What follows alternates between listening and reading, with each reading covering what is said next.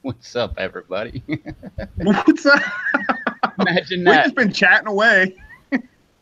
Brian's in the house, Mamba's in the house, Chad's in the house. Who else did I miss? I think I saw Eber up there. Yep, Eber's in the house. Cool.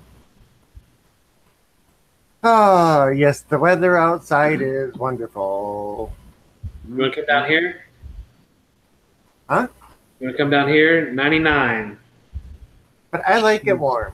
I don't like it that warm. We had some nice storms come through. It's still like 80, 85 here after dark. Yeah, the sun's going down, and it's probably in the upper 70s right now. Got the windows open, got the ceiling fan going.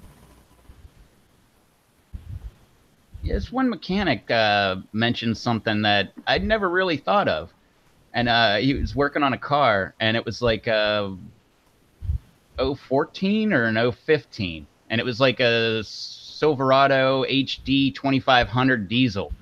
And that thing was rusted to hell.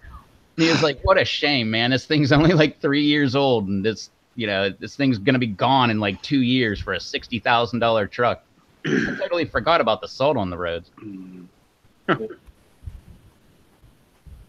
Rob, I think you're up here anymore. Rob, I think you're warmer than we are. We're at 71. I don't mind. I can be warmer than you once in a lifetime. Yeah. Amy, what's that? I'm at 87. Yeah. Hey, Gage. So, He says, hashtag Dave is back. For once. I know. I skipped Monday. Sorry. We were out at the farm. No. Do we let you off this time? Yeah.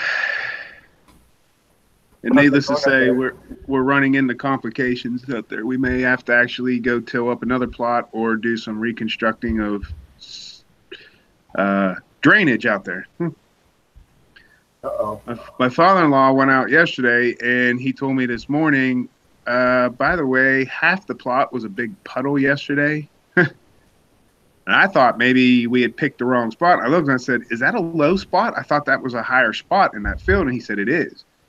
But the problem is his dad years ago put in a culvert drain for coming out of the woods on the hillside, on the drain side of the road. And it is literally right there at that plot at the top of the hill.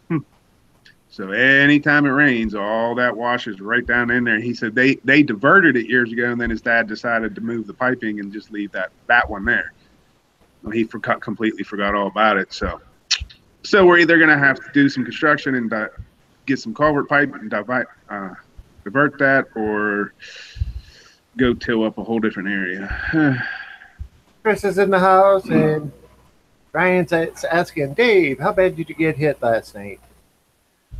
Not as bad as Tyler County. Everybody in New Martinsville last night was posting pictures of the clouds and the rainbow afterwards. And later that evening, people out in Tyler County were posting pictures of devastation, trees down and flooding. And yeah, we just got a good thunderstorm, showers. I mean, a little bit, some wind, but nothing like the day before. Or what Tyler County got. Jeez. And we got a couple good flash flooding type rains. Yeah, it's been one every day this week. We get 1 week out of the year every year, and it's usually somewhere between May and June that we get these storms. The big problem is it hasn't stopped all winter. It's been nothing but either rain or the occasional snow here or there, but then rain. I mean, it hasn't stopped. Mm-hmm. That's why every time I see someone say, like, you need to bring that rain here, I'm like, take mine. Jeez, oh man. Like, I don't need another day where I got to, like, drive through a flooded driveway. Yeah. You know, we have nothing in the forecast for like 10 days or more. I told you I'll start catching some of this rain and send it to you. We got our fair share last year. So Yeah. actually I'm kind of good with, you know, the remnants of the hurricane and everything else, I'm good for now. Mhm. Maybe in a couple more weeks, we're gonna need something though. Yeah, when you said the temperature that you had, I checked my phone, not really for the temperature, but like every day this week is like thunderstorms. But the only good thing is it rained in the middle of the day and you got that dirt smell going around. I love that dirt smell. Yeah. And as soon as it was over and the sun came out, everything was bright, bright, bright green. Like the greenest green you've ever seen. Means I'm going to have to cut the grass again. Yeah. This time of year, that's one thing you can bet on. The grass is going to grow. I just cut it. I did too, man. I mowed mine 3 days ago, and it needs it again already. Yeah, the grass isn't so bad, but it's like the main front yard. It's got like clover that'll grow there in the spring, and it's got those little white flowers that bees like. And Yeah. they're already back. Huh. But I'm the one in the neighborhood. They know if they don't like it, they can come mow it. I wait a week. It gets mowed every week within 7 to 9 days. Normally in the middle of the summer, I wait until the grass actually goes to seed. Then I'll cut it. Well, once it goes to seed, then I can cut it and spray all the seed where I don't have grass growing. And that's how I've grown the lawn like a lot. I wish I'd have known that trick when I was trying to grow grass and, throwing out tons of grass seed and everything that never took. Chris has a question for you. Nope, not yet.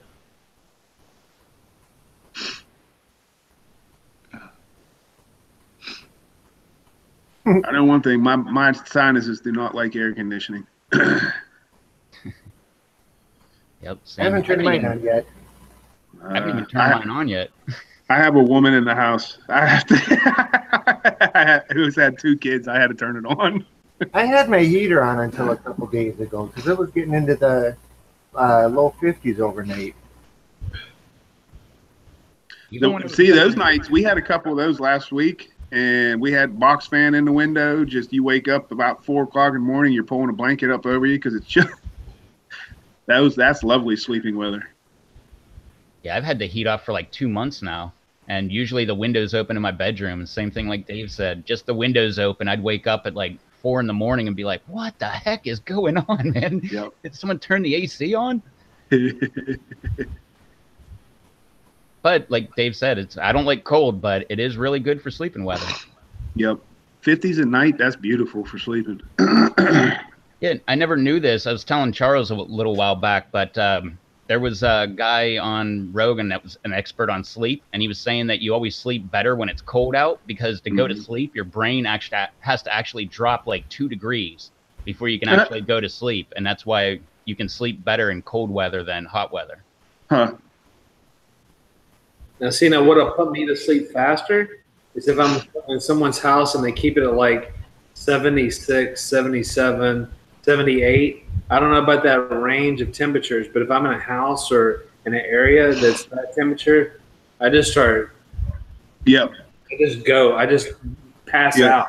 Until it's time to actually go to sleep. Then I'm like, I can't sleep. Same thing like when you're on a long trip, you're like, oh, I could just close my eyes and go to sleep. You finally get to where you're going, you sit down and you're like, what the heck? I can't go to sleep for like a good 2 hours. Yeah. Especially if you're staying at a hotel, it's just like, no, it's 2 o'clock in the morning. I got to get up at 7. Text Tom real quick. I might be a little tired in the morning. Have the coffee ready. So, change the subject a little. I don't have enough buckets to plant all my peppers in. The pepper putz has got a tiller, and he's going to come and till up my main garden like he does every year. But I'm thinking of running a big, roll up beside my sidewalk, a couple feet in, and plant my peppers there. Any thoughts or opinions on that? Which out front or out back? Out back. It can't grow out front. Nope. He's not allowed to have any kind of edible plants in the front. Oh, you live in one of those areas? We can't mow the grass until 10. Oh, Listen to that crock of shit. no way. I mean, I guess you knew that when you moved there, so I mean, you can't really. I've lived in this house for 14 years, but I've lived in 2 other places in town here for another 4 years on top of that. Right. So you want to till up near the sidewalk? Yeah, like say 3 feet over from the sidewalk. I'd do it. Go for it. Yep. Anywhere you can. Just don't hit any lines. Yeah, make sure you don't have any. Are your lines above ground or in ground? Power lines over. They're all overhead? Okay. Gas lines? Gas lines are underground, but they come up from the street up to, there's a junction halfway between the houses, and they split there, and they're like 3 feet down. I said they need to be so far down, so you shouldn't have to worry about that. Fiber optics? For cable? No, but I do have a power line that runs from the house underground out to the garage, and hopefully it's a straight line so I can avoid that. I'd say you're good. Other Rob's in the house. Rob Blumberg. So Blumberg. Yeah. So how far should I have them tilled down, do you think? Mind you, I've got decent soil here. It's not clay at all. Oh man, I would till down 6 to 8 inches and just let it be. I wouldn't go real deep. Okay. Heck, I mean, you could probably get away with just tilling the top 6 inches. That way you can get your plants deep and then leave it be. If that soil's that good, those roots are going to grow. Now, I've been debating whether or not to take the leaves and stuff that have partially decomposed and tilling that in. Is that a good idea, do you think? If they're all the way decomposed, I would. If they're partially, I'd be leery just because they could rob nitrogen as they're still breaking down. Okay, because, yeah, it's mostly leaves that blew in during the snowstorms and are just laying around. I'd crunch them up. I mean, if they break down into like mulch, then go put it on top. Okay. Because, yeah, I was thinking of keeping the grass clippings and putting that around the base of all the pepper plants. Yep. There's a lot of people, they do it. All their grass clippings, they put them in their gardens around their plants. As it breaks down, it gives them nitrogen and a mulch. Cool.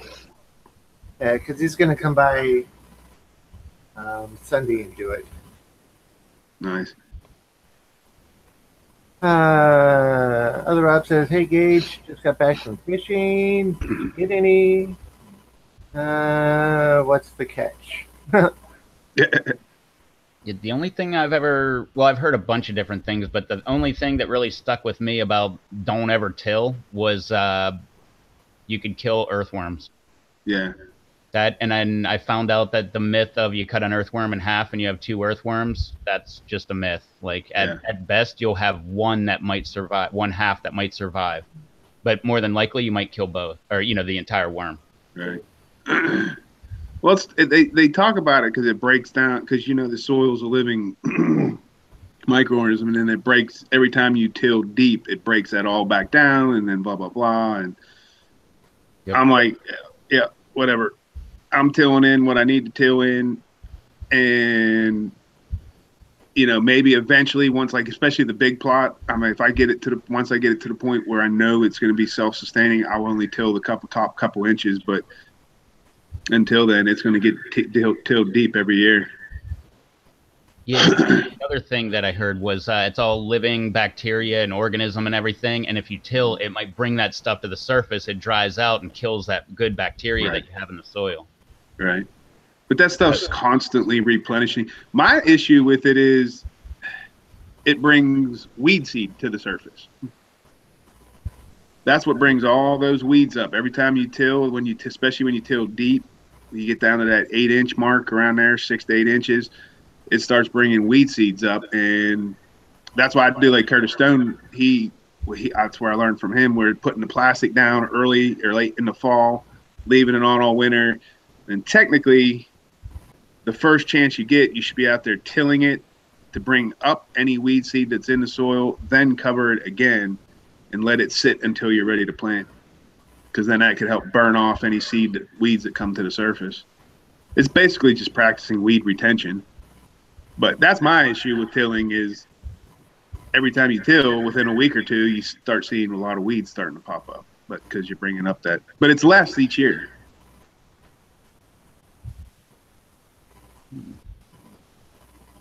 But that might be another good thing if you do till it, Rob. Maybe get some plastic, till it, and then immediately put plastic down over top of it. Whenever you go to plant, just cut a hole and put your plant right in there, and that way you don't have like grass and other stuff growing up around your right. plants. There's actually a lot of especially a lot of the older farmers, because I'm learning the older ways instead of some of the newer stuff. I'm trying to implement both, but the older ways seem to have been around for freaking ever. And I've talked to a lot of farmers that are older. They put plastic down. They don't remove it. They put the holes in and plant right there, and they got their ground cover and boom. But their soil is in good condition. Like I agree with Gage. When you till, you're also irrigating it. You're aerating. I mean, so I think there's, again, Curtis Stone. I go back to him because I've learned a lot from him. But there's pros and there's cons. Yep. Plus, if you have a bunch of worms, that's kind of aerating your soil and giving you worm castings at the same time. Yep. Any bugs that are in the soil, they're loosening it up for you. But you gotta build that soil too. I mean, it's not just going to happen in one season. I think our big plot, I think in the next as long as I'm able to still get the compost and manure in that, or even fresh manure this fall, over the next 2 years, I think I can get that built up to the point where it, like here at the house, I'm not adding anything to any of the beds this year. And I think I think up there I can do that in the next couple of years by adding the compost to it in the fall or manure in the fall, and then maybe a little touch of compost in the spring. In the next 2 years, it should be good to go that I won't have to do a whole lot to it. Okay, so then this brings up the next question. The stuff that's in buckets, you take the dirt out. Do you leave the original roots in, or do you take those out, or just take the stems out? In the buckets, I try to clear out everything. Anything that I can clear out, I clear. That's just, I mean, I know some people preach they leave their roots in, but I don't see them breaking down. In ground, I'll leave the roots in. The worms eat them. Every spring when I go to look, there's just a little, if I leave just the stalk, there's a stalk with just the tiniest root base left on it. The rest of the roots are gone. In buckets, you see what's left in buckets. They don't break down and like they do in ground. I don't know why, but I clear everything out. Just, I don't want to take the chance that there's anything in there too on those roots. All right, because my bottle gardens, I take the soil, dump it into a wheelbarrow, and then I take and mix new stuff in with it. Mm-hmm. You know, about a maybe 25, 75, maybe 40, 60 mix with new stuff, and then put it right back in. And I've done this like 3 years now. Yeah. But the root clumps on lettuce and pak choi is so small, you know, you don't really find it. You take out the clump and you just go and crumple it up into nothing. They're already broken down because they've been sitting all winter. I know usually my 5 gallons with the peppers, when I pull it out, the whole, I mean, I'm sure everybody sees this, but the whole outside of the soil, I mean, you can pick it up out there and just hold it up in the air because of the root mass all around the outside and on the bottom. Dump it in the wheelbarrow and you just go to punching at it and just loosen it all up. Yeah. If that happens, you got to remember, like, if the roots are encompassing like the entire bucket, more than likely as much nutrients as it can get out of the soil, it took. Yep. So you got to replenish all those nutrients and stuff. Otherwise, you're just using dirt. Yep. Urea, bone meal, and feather meal for me this year. But yeah, that's the other thing. You can use that dirt and just, supplement it, and then now you got soil again. Right. Yep. I mean, I'm still using my Pro Mix and the black gold, but I'm using it to supplement the old stuff and then add or mix with the old stuff to loosen it up, get some of the nutrients from that black gold, but also just because, like I said last week, the MI Gardeners trifecta, I would have loved to use it this year, but every single time I went to his website, it was sold out. I'm like, dude, I ain't got time to wait no more. I got it. So I went and got what I needed. So far, the plants seem to be, I noticed they finally have started to take root, the ones in the buckets, because they're starting to green up, and I'm starting to see the new growth finally. Some of them I was getting a little concerned. Gage is saying, anyone know how to make TV show comments on the screen? Be a little more specific. Are you talking on the screen while we're going now? Because it can be done, but you have to use like OBS software to do it. I mean, I had the same thing, Dave. I mean, every time I went to go order that, it was sold out. Yeah. And then, to be honest, the couple times that it wasn't is the time I didn't have $120 something to spare. Because I needed more than just the 15-pound bag. Right. For as many as you got, I'm on the same boat. For you got that many, I was going to do just all my seed plants, and that was it. And then if I had any more to use, I was going to use it for just the bucket plants. But I was like, good Lord, I'm in the same boat. I was going to say 15 pounds wasn't going to go very far. Yeah, so I needed at least, I think, 2 minimum. Yeah. That's why I was like, good for them. Him and his wife was like, good for them. Their stuff is booming. They're doing great. But, man, sucks for me. I got to move on, at least this year. Scott's in the house, and Rev, are you just sitting still, or did your camera freeze? Nope. He Nope, froze. you're done. No, he's moving. He's moving. I don't know. It's fine over here. You froze, and then it went. Yeah, the last image was blurry.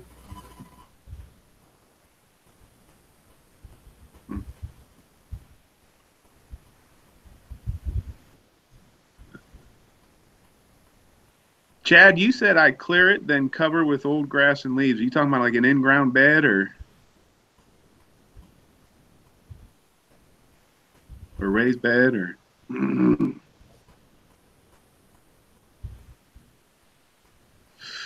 Aaron's in the house. And Desi's been lurking. Uh-oh. Yeah. Doing some chores around the house while listening. We don't have his undivided attention. Uh-oh. We lost the host. he'll be back.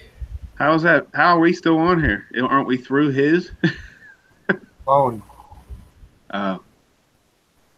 He has his phone running the whole time to keep the call going. Then he logs into it himself. Okay. So we need our host to come back so he can do this challenge tonight. Yeah, pretty much. Raised beds. Okay. So are you going to do the bat chip or the death nuts? Oh, I'm not doing death nuts tonight. Yeah, I got the bat chip. Well, Chad was under the impression you were doing death nuts tonight. Oh no, we're all going to do them together once everybody has them. Yeah, that was tonight. Well, not everybody doesn't have them. Not everybody has them yet. Don't tell him that. I got mine. Chad's got his. Charles, you got yours. Did Russ get his? I haven't heard. Russ has his. Blumberg has his. Blumberg has his. And a couple other people I don't think have them yet. Yeah, I haven't heard from Derek. Yeah. And there's one surprise one. I haven't done that yet. Did you? No. Okay. Was I supposed to? Well, no, because I said I was going to, and I forgot about it. I was like, crap, maybe Charles back. So maybe you should do that. I just totally remember. I was like, crap. But I have a feeling Hold on. I don't want to say it live. Yeah.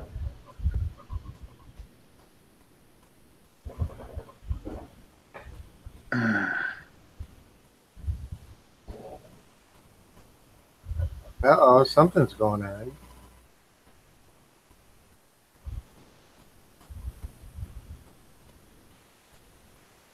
Somebody's sending text messages or something sideways and keeping the rest of us out of the loop. Well, I didn't want to say it live because I didn't want to embarrass anybody. So.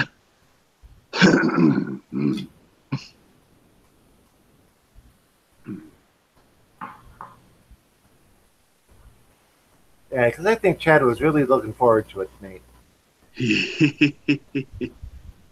Well, and we got to talk to Russ, so we got to know. Yeah. And then, like I said, Monday, to be honest, it's got to be, if it's going to happen, it's going to have to be like Sunday night. Because I mean, I work Saturday night and I'm off Sunday and Monday. And like I said, I'd like to have it so I'm not miserable at work the next day if that happens. I'm not saying it will. I'm just saying it does. I've actually talked to a few people on Facebook that have done them that I thought, man, they handled it no problem. There's a thing on Facebook now. It's called the Chili Head Circus. And there's an older guy that did it. That's, I mean, a huge chili head. He did it Saturday night. Well, we never heard anything other than he was okay. I mean, he was burning up. He burned up a little bit. His stomach was a little uncomfortable, but otherwise he was okay. Well, the next day or 2 days later, his wife posted on a For Love of Hot Sauce post and said it was the worst he ever experienced. He was literally up for 7 to 8 hours with the worst cramps he's ever experienced. I'm like, that just kind of still has me curious, but it concerns me. Well, it really has me concerned too. And have you ever used baking soda and water to fight cramps? Yeah. You have? Yeah. Does it seem to work? It does.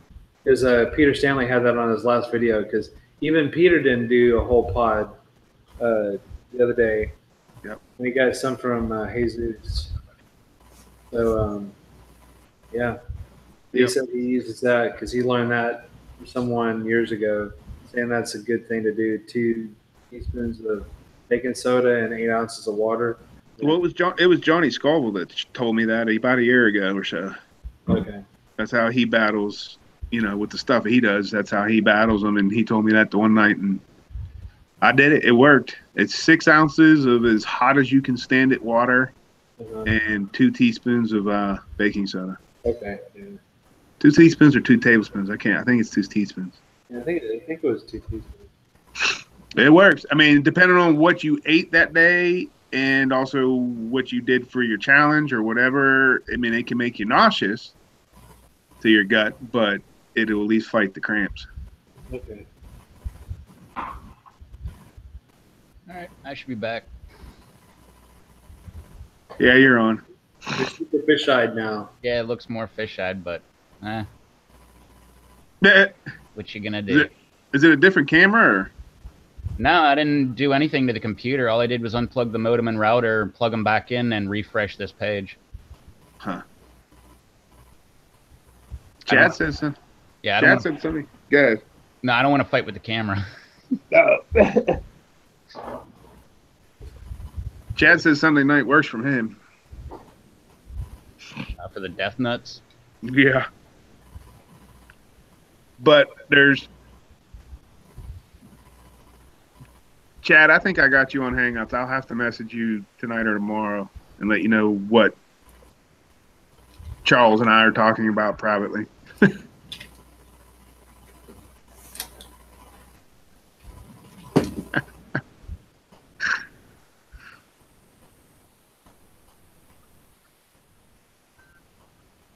So, where's the chips? Is Batman on here? Not yet. I haven't seen him yet.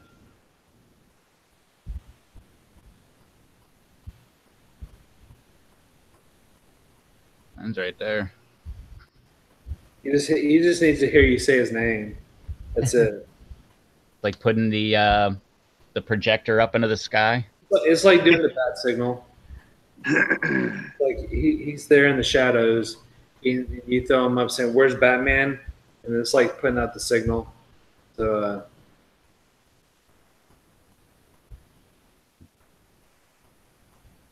I need to get mine. Hold on, it's in the kitchen.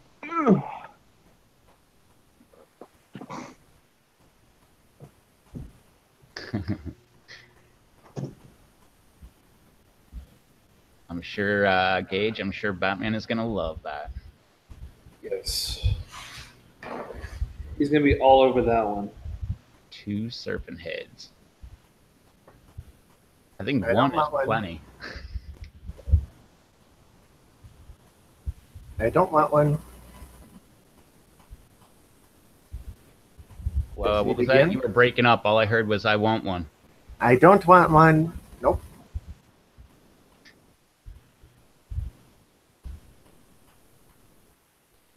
Well, that's right. I mean, but Mama's in the house. I'll let you try that bootleg first in a few weeks, and then after that, you could do the serpent's head. That the bootleg that's got your name on it, the DM. No. The birds got it, remember? Not that one. You got a purple ghost scorpion. Face peppers. Isn't that Matt? Yep. Howdy, howdy, he says. Gage says, said he's going to eat half. Rob says, Rob really wants one. No, Rob really doesn't want one. Okay, I just totally screwed up. I picked mine up and I grabbed it and split it in the middle. I have kept this thing intact this whole time. We forgive you, Dave. Freaking kidding me? I still haven't taken mine out of the little plastic case it came in. Literally, I picked it up off the table and grabbed the chip and it's all right. It's still there. See? I just got 2 wings now, separated. Dave, I can't tell you the disappointment we're all feeling. I can't believe Oh, I've had it for over a week and I kept it safe. Uh-huh. Well, sweet. Let's see if Batman shows up. I gotta throw some clothes in or sheets in the laundry or the dryer right there. Nope. Anybody text him? No. I seriously thought that just the where's Batman would throw up the signal. You would think. So, my bottles here, when I mentioned these the last time for the powders, somebody mentioned that I could get the 5 ml ones. I ordered 200 of them. They got here and they hold right about 3 grams, the same size that my little baggies do. But these you can carry around in your pocket. Nice. Like Chad says, damn it, Dave, you had one job.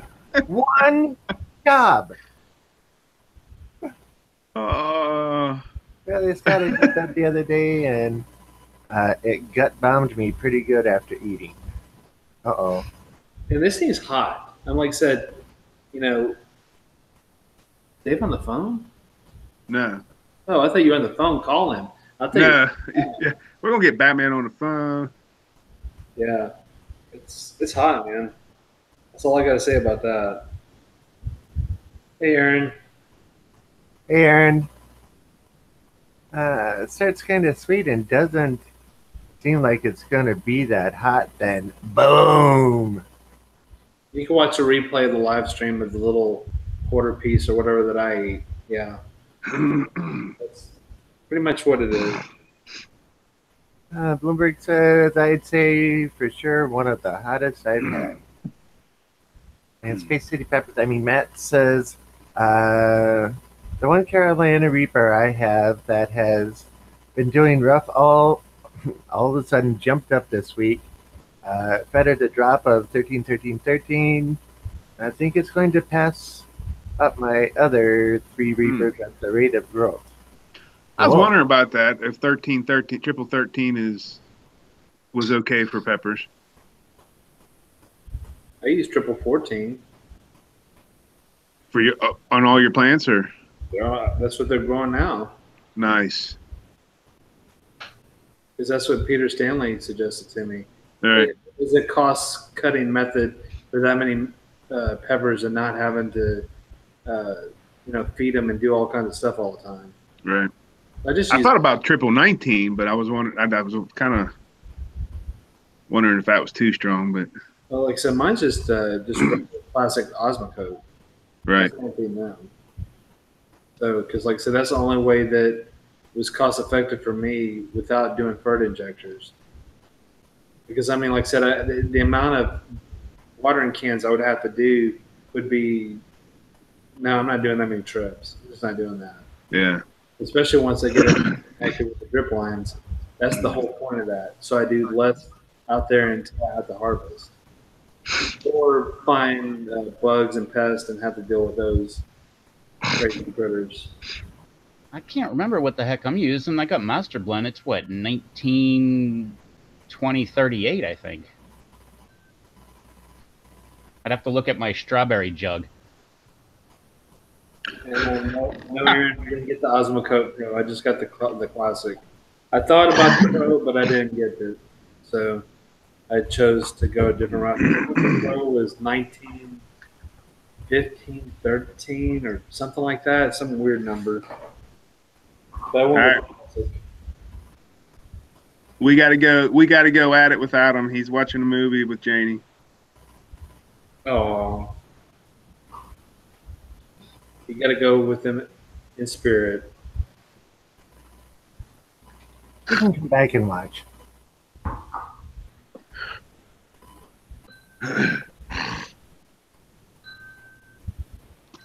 You got your solid whole chip I can see there's one tiny little piece that broke off. with my little cracked in half. I split his head. I think one of the ears fell off. It's down here in the bottom. You had one job, Dave. I know. No.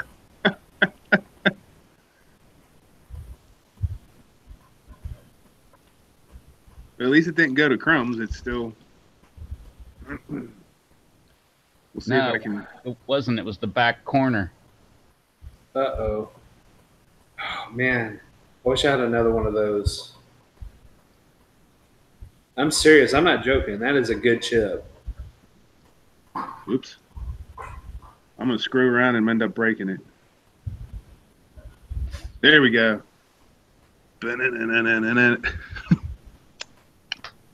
My dog was sniffing the bag, licked her lips a couple times, and then did one of those kind of moves. Mm. Look at my fingers. I got a nice little salty taste from it. Mm. Yeah, they get that. You get that lime in them. I can taste. There's some kind of what herbs is on this? He said it was just seasoning, herbs or seasoning, Good God. lime and pepper powder. Huh. Oh, salt. Yeah, it's good, man. I'm telling you, that's a good chip. Smell the oil.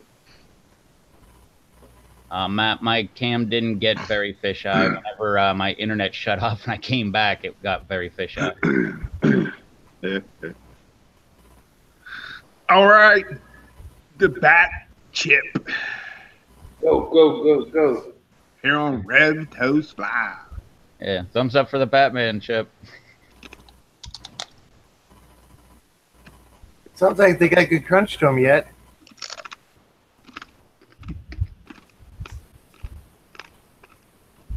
Just starting to go still.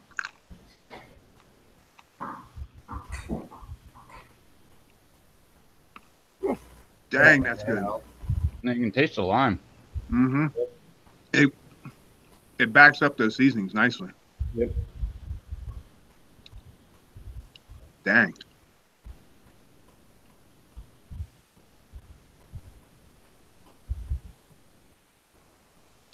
I really wish I had more of those. Wow. That's freaking awesome. That's awesome. I wanted a little bag of them. Send me like a gallon Ziploc bag of them. It's definitely warm. Yeah, it's got It's some still- heat to it. Yeah, it's still building. It's not done yet. Mm. And so I think Batman is making a special chip for Derek since His wasn't hot enough.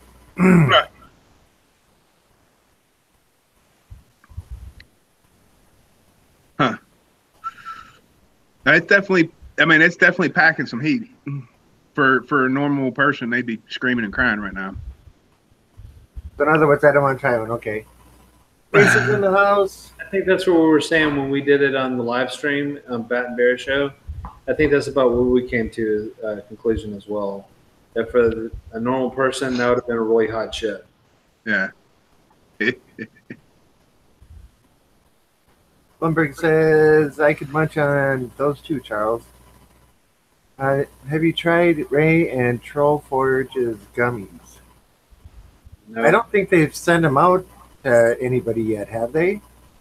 Because I know they did the video and they were asking for people to say who would get it, but I never heard if they actually sent them out.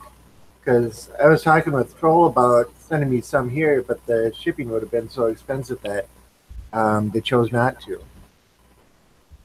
So it's only being shipped to Canada people or Canadian people for the most part. Maybe. That was what I got out of it anyway.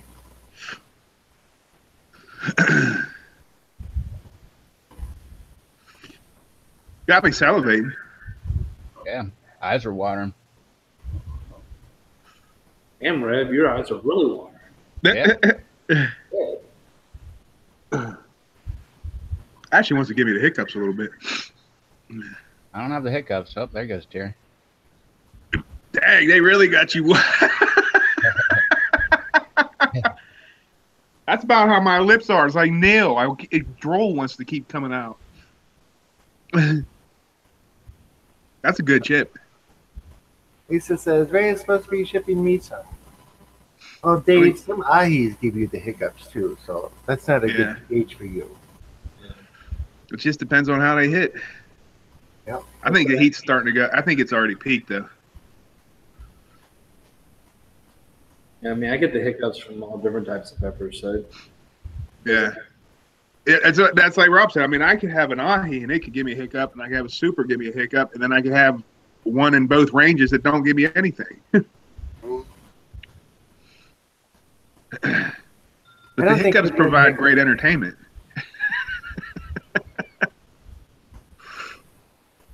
Charles let out more than a few tears for the serpent's head.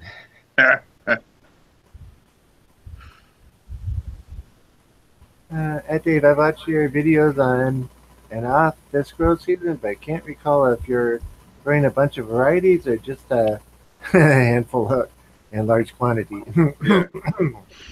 Well, in buckets now, we are at, it's over 60. And I still have 3 definites that have to go in buckets because there are 3 varieties that are in our blends. So they're for seed, but there's at least probably, see that? I'm about drolled all over the place. There's about 7 other, so there's probably about another 10 that need to go in buckets. So there's 70 varieties. We're probably going to be right around 100 again this year. It don't matter if I try. I still can't help myself. Russ is in the house. Hey, Russ. That means Julian's probably not far behind. I think Ray said that he was going to send Russ some candies. Nice. Dang, that chip is really good. I love the flavoring of that chip. Rich was right. When he did 5 of mine, he said you add a little lime and a little salt and they would be superb. I think that would take it over the edge with that heat from the crimson. Because I mean, when I made my chips, after you made your chips, that's what I did: Himalayan salt, lime, and then because I use that granulated lime that's in the little shaker, the granulated lime, and then the Himalayan salt, and then the crimson blaze to make my. And it was really, really good. Huh. What's up, Russ? He left me out. He said hi to you guys. I'm hurt. Yep, Dave, you don't count anymore. I'm only teasing, of course. Lisa's asking where we're from, so Minnesota, West Virginia, Texas, and North Carolina. Which I'm going to be in North Carolina in August, and found out I will actually be farther away from Rev than I am from my home to his house.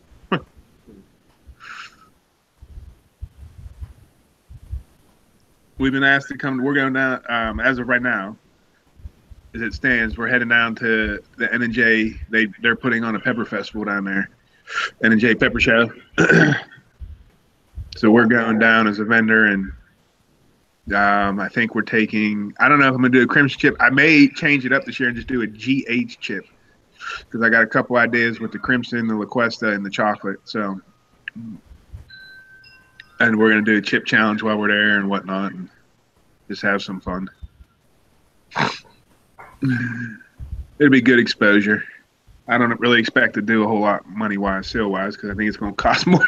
But it's going to be fun.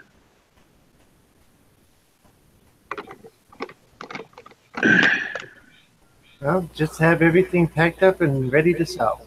Yeah, we're in.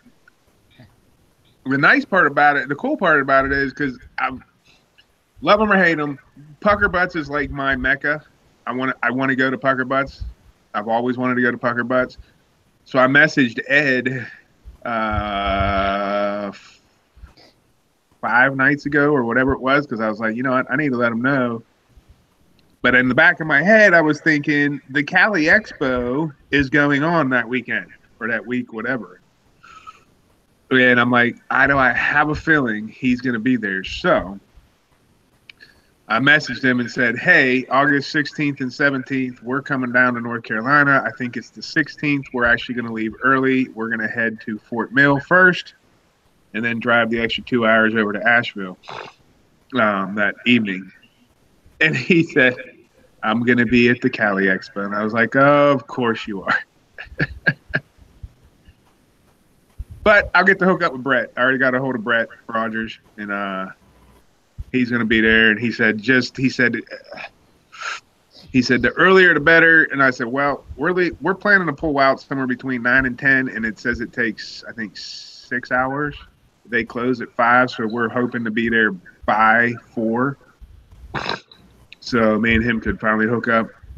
He said, because we're going to be balls to the walls with harvesting at that time. And I'm like, yeah, I know.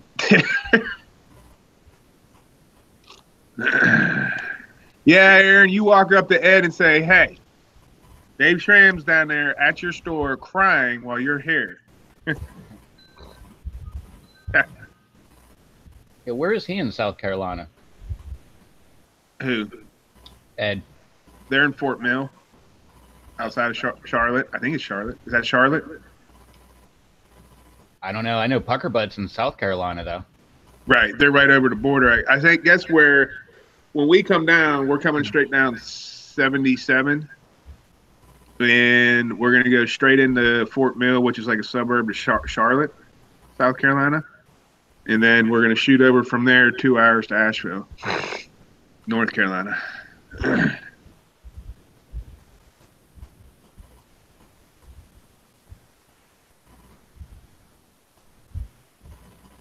My lips are still pretty warm. It lingers with you. Yeah, my nose is still running pretty good. I would back off the salt just a touch for the people that don't really like it real salty, but people like us that do like it salty, perfect. But I don't, whatever herbs he used on it, that's freaking awesome. Yeah, Rob, we're going to be right around Asheville, North Carolina. I don't know how far that is from you. Bernie's in the house. Probably pretty close to him. Because that's about as far away from me in North Carolina that you can get. Right. There's only a couple more towns out there. Well, I remember Nick saying that they're not that far from Kentucky. I mean, Tennessee. Tennessee also. They're closer to Kentucky than they are to me.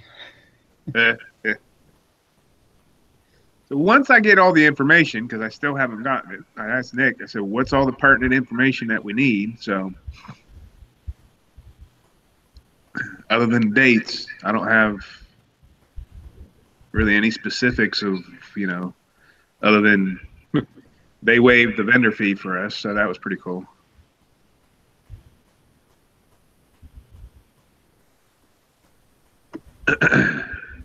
How does rosemary reaper salsa or jalapeno basil sauce sound? I'm going to have a lot of reapers, rosemary, and basil within 2 months. I don't know. Never thought about it. That's like 3.5 to 4 hours for me. That's half. Yeah. Well, that's well less than half the distance to me. Then, I mean, that it is for me to get there. I was gonna say, you said it's about what, 8 hours? Yeah, it's like it. Well, I can get to Pittsburgh quicker than I can get to Asheville. That's ridiculous. Gonna be in the same freaking state. And not only that, I go south for like 20 minutes, and then I hit one road, 64, and then I hit, 40, and it's 40 the entire way until I get to Asheville. But to go to Pittsburgh, I got to take like 7 different roads, including going all the way west so that I can go east, so that I can go north, hit the turnpike, and then go west. Nice.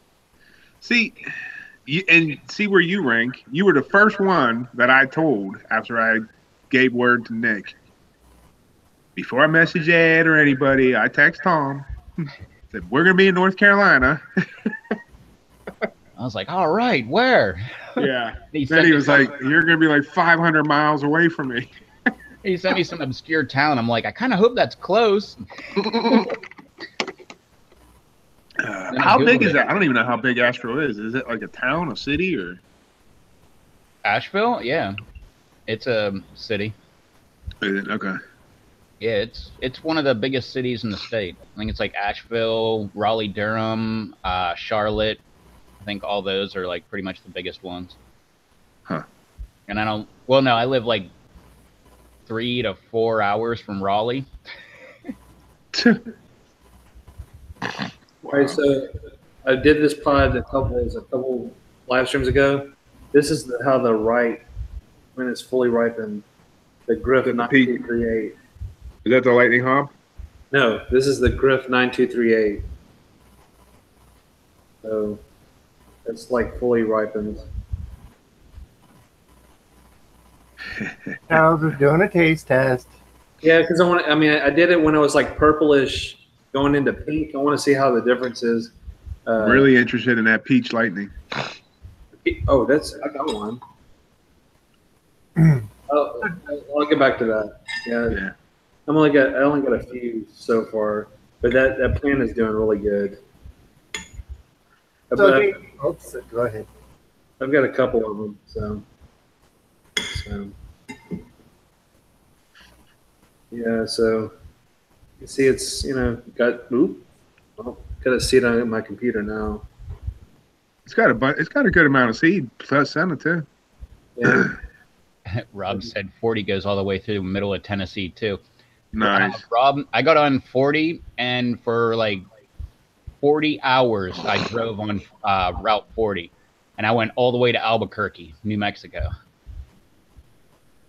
Wow. Yeah, we only took like 3 roads to get into Colorado where we were, and it was 40 the whole way, and then it was like one road up and then another road over past 4 corners, and we were up there in western Colorado. Huh. Black Mama wants to know how the smell is, Charles. Let me get the seeds out first. There's a lot of seeds. Let's see how it is. Well, Rob Bumberg, when we get some information, I'll let you know. See if maybe you and your friend can come over for one of the days of the festival. Now let's see. That's good enough for this. Maybe even join us at our booth or something. Or honest, I know it's a heck of a drive for 3.5, 4 hours, but It's got a fruity-ish smell to it. It's not floral. So, that's a good sign. yeah, you know, kind of like a lot of your ahis, how they are. That smell. Let's see. And Russ, no, I didn't go through El Paso. I went through Amarillo.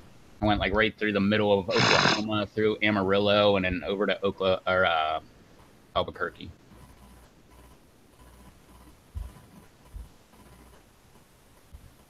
So when you drive down there for that thing, are you getting anywhere near Rev where you could go a little out of the way on your way home and stop to have dinner or something with them?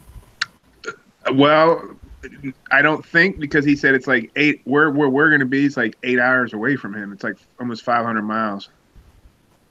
So we'd have to drive east all the way over to where he's at, and then drive another 7 hours to West Virginia. It's like 15-hour drive. Yeah, it's only. I love you, but would you say that it was only going to take you like 6 hours to get to Asheville? Well, it takes 7 to actually get to Asheville straight from our house. Yeah, and it takes over 8 to get to my house from Asheville. And then he would have another like 7, 8 hours. There's no direct route to West Virginia from where I live. Right. So I think the last time, go ahead, Charles. You got the pepper. Oh, it definitely tastes better red, fully ripened, than it was slightly off. Now, was that the one you tried like last week or 2 weeks ago? Yeah, a couple weeks ago. Yeah, the Griff 9238. Yeah. So yeah, I mean, it's just a minor tip of the tongue burn. So very mild. Less than most ahis I probably had. So a good snacker. It tastes. Oh yeah, it tastes real good.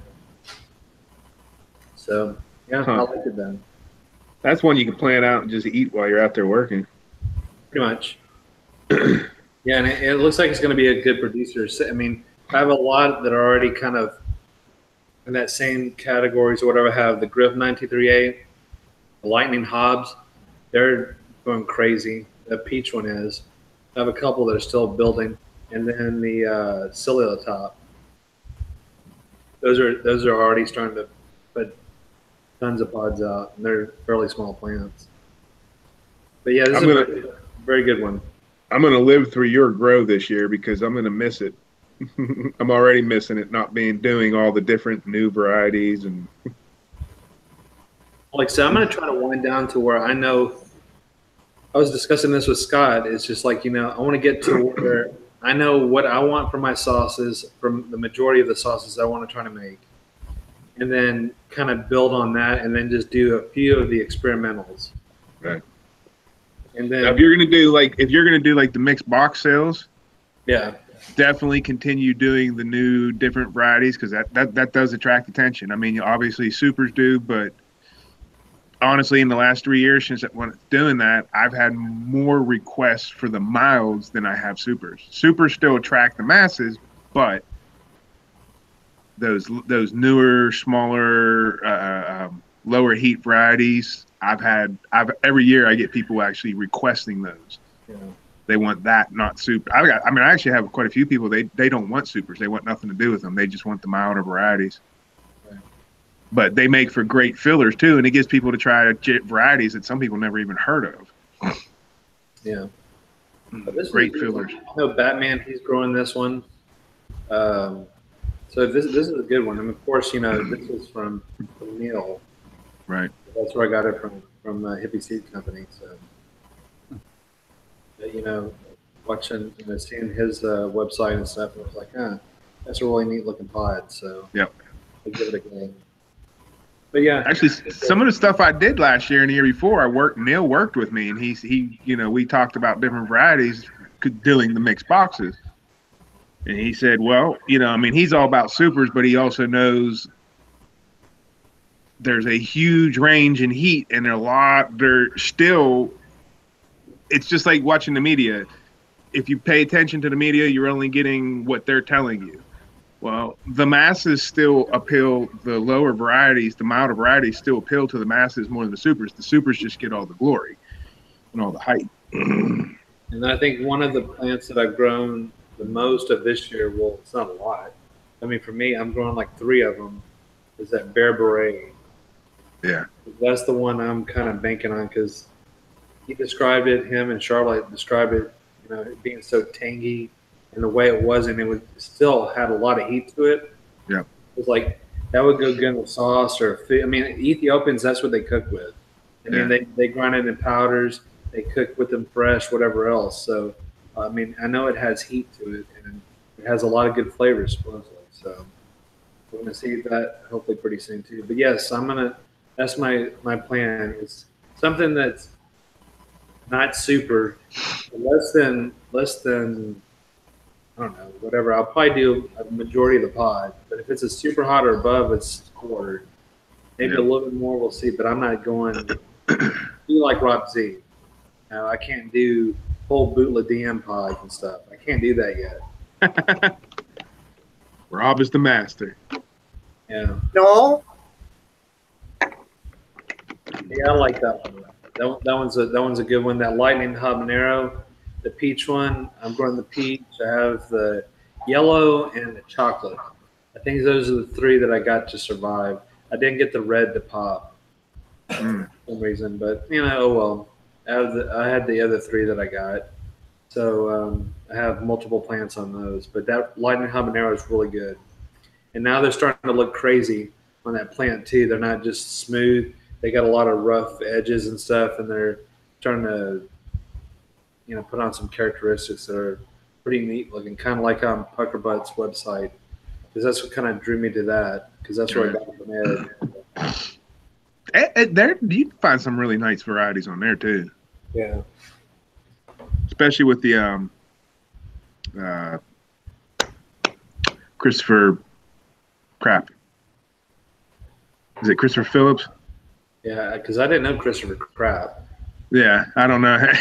Yeah, he lives down the street. Christopher Phillips collection. Yeah. In addition to that chocolate bootla, Rob also said that he would do the boot orange Copenhagen crossed with pineapple. No. Yeah. Well, I mean, I got just the regular boot orange Copenhagen. I don't have it crossed with a pineapple, but yeah, but he did say that he really did say that. Rob would. You'd try that. So yeah, that one actually sounds good though, because I mean, you get the ghost, and then you have ahi crossed. Yeah. So it sounds pretty interesting. Well, when are we talking about? BOC pineapple? Yep. BOC, yeah. Yeah. And Matt said it's only 9 hours from Houston to Panama City, Florida. It's only 10 hours from here in northeast, northeast North Carolina to Orlando. Huh. I thought it would be a lot longer than that. It's amazing if you actually map stuff out to see how close we really all are. It's feasible that we could be to each other's house like in a day, less than a day. Oh, yeah. And 10 hours, that's not a bad driving day. Over 10 hours kind of sucks, but 10 hours isn't that bad. No, it's really not. Like my parents live in Pittsburgh. When I first moved here, I would drive home for the weekend. I'd after work Friday, I would just drive all the way home, and it would take me like 8 hours. I'd get there and stay, and then Sunday afternoon, I would just turn around, drive back home, be home, to go to work on Monday. I did that every weekend for like 3 months. And then I was like, never again. Yeah. But it wasn't the distance. No, what really sucks is, like I said, we drove from here to Albuquerque, ate with the guy that we went with. We ate with his sister and his aunt. And then we took off up to, I can't remember, western Colorado. It was like 40 hours to get there, 42 or 43 to get back. That's taking into account time zones. Worst drive I've ever done. We did it straight. We had 3 drivers, and we just went straight the entire time. But that sucked. But it mainly sucked because we were in a Dodge Ram Dolly Mega Cab with like the I don't remember how big the tank was, but we could go 500 gallons or 500 miles on a tank of gas. And that was the absolute worst. Like, I'd rather go with a 26-gallon tank because by the time you need gas, it's about time to go ahead, stretch your legs, go to the bathroom, do what you got to do. And not that, man. It was like 8 hours straight. No, like, getting out of the truck, nothing.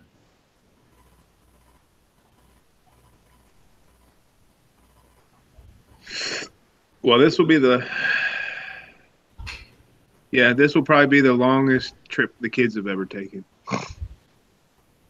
Because to the Eastern Panhandle over where we're going in September, it's only about 4.5, 5. Actually, I'm wondering how close we'll be to you from there, Martinsburg, West Virginia. Because we'll be about an hour and a half, maybe about an hour and 45 minutes or so outside of D.C., maybe 2 hours. I can't remember what my brother-in-law told me. D.C.'s about 5 hours from. So I'm wondering if... Or maybe it's 6 hours. And what part of North Carolina are you going to be in? Asheville.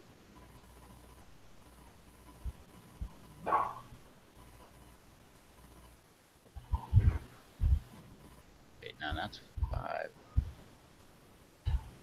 Yeah. I guess DC's like 6, 6.5. Yeah, because where Martinsburg is at, we'll be, well, from what I'm gathering, Batman's actually, like, he's a bus ride from Manhattan, where he lives in Jersey.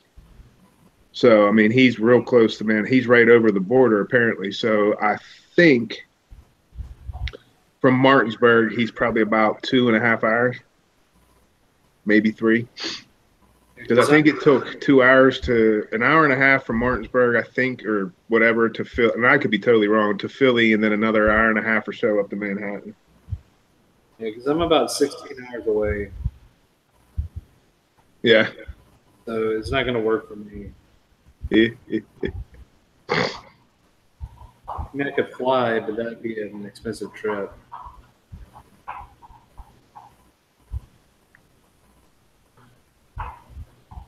It would be expensive if I drove too, so it wouldn't matter. I not see that. Yeah, Jay, that's what I thought, because Batman's on the Manhattan side from what I'm gathering. He takes a bus right in the freaking town. Derek Kimberlin in the house, and you missed the bat chip. Why can't I find Martinsville? I've been there. Russ, the only theater that would show the hard R-rated movie. Martinsburg is like, Isn't it it's blown up over the last 10 years. I mean, it's become really, it's no longer just farming country. It's become a nice little city. Isn't it over by Middleton and Winchester? Winchester sounds right. I don't know. I've actually only been over there maybe 3 times. Because when I go back to Pittsburgh, I take 81 right through Winchester. Yes, because 81, I remember 81 when we went to New York for some reason. I remember 81 because you can do like 80 or 85 mile an hour on that road.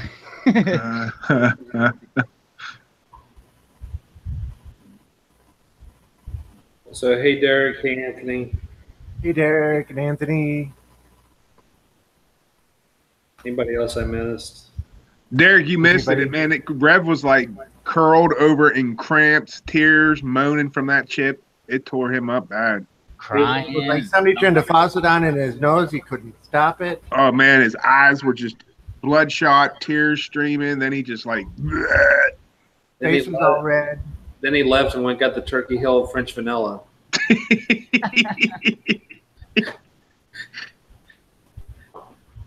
had to go change his shirt because he sweat it wet. Yeah.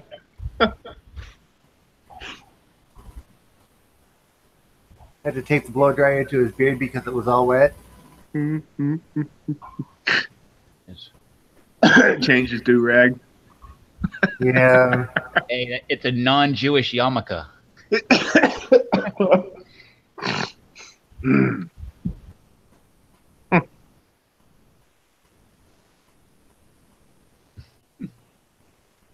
All the fun stuff. And Rob, I don't know what's going on with Brendan.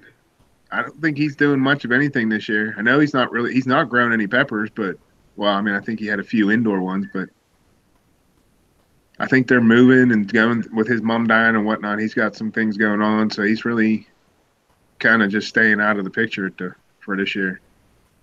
So I don't know if he's going to do his little meetup thing up there again or not.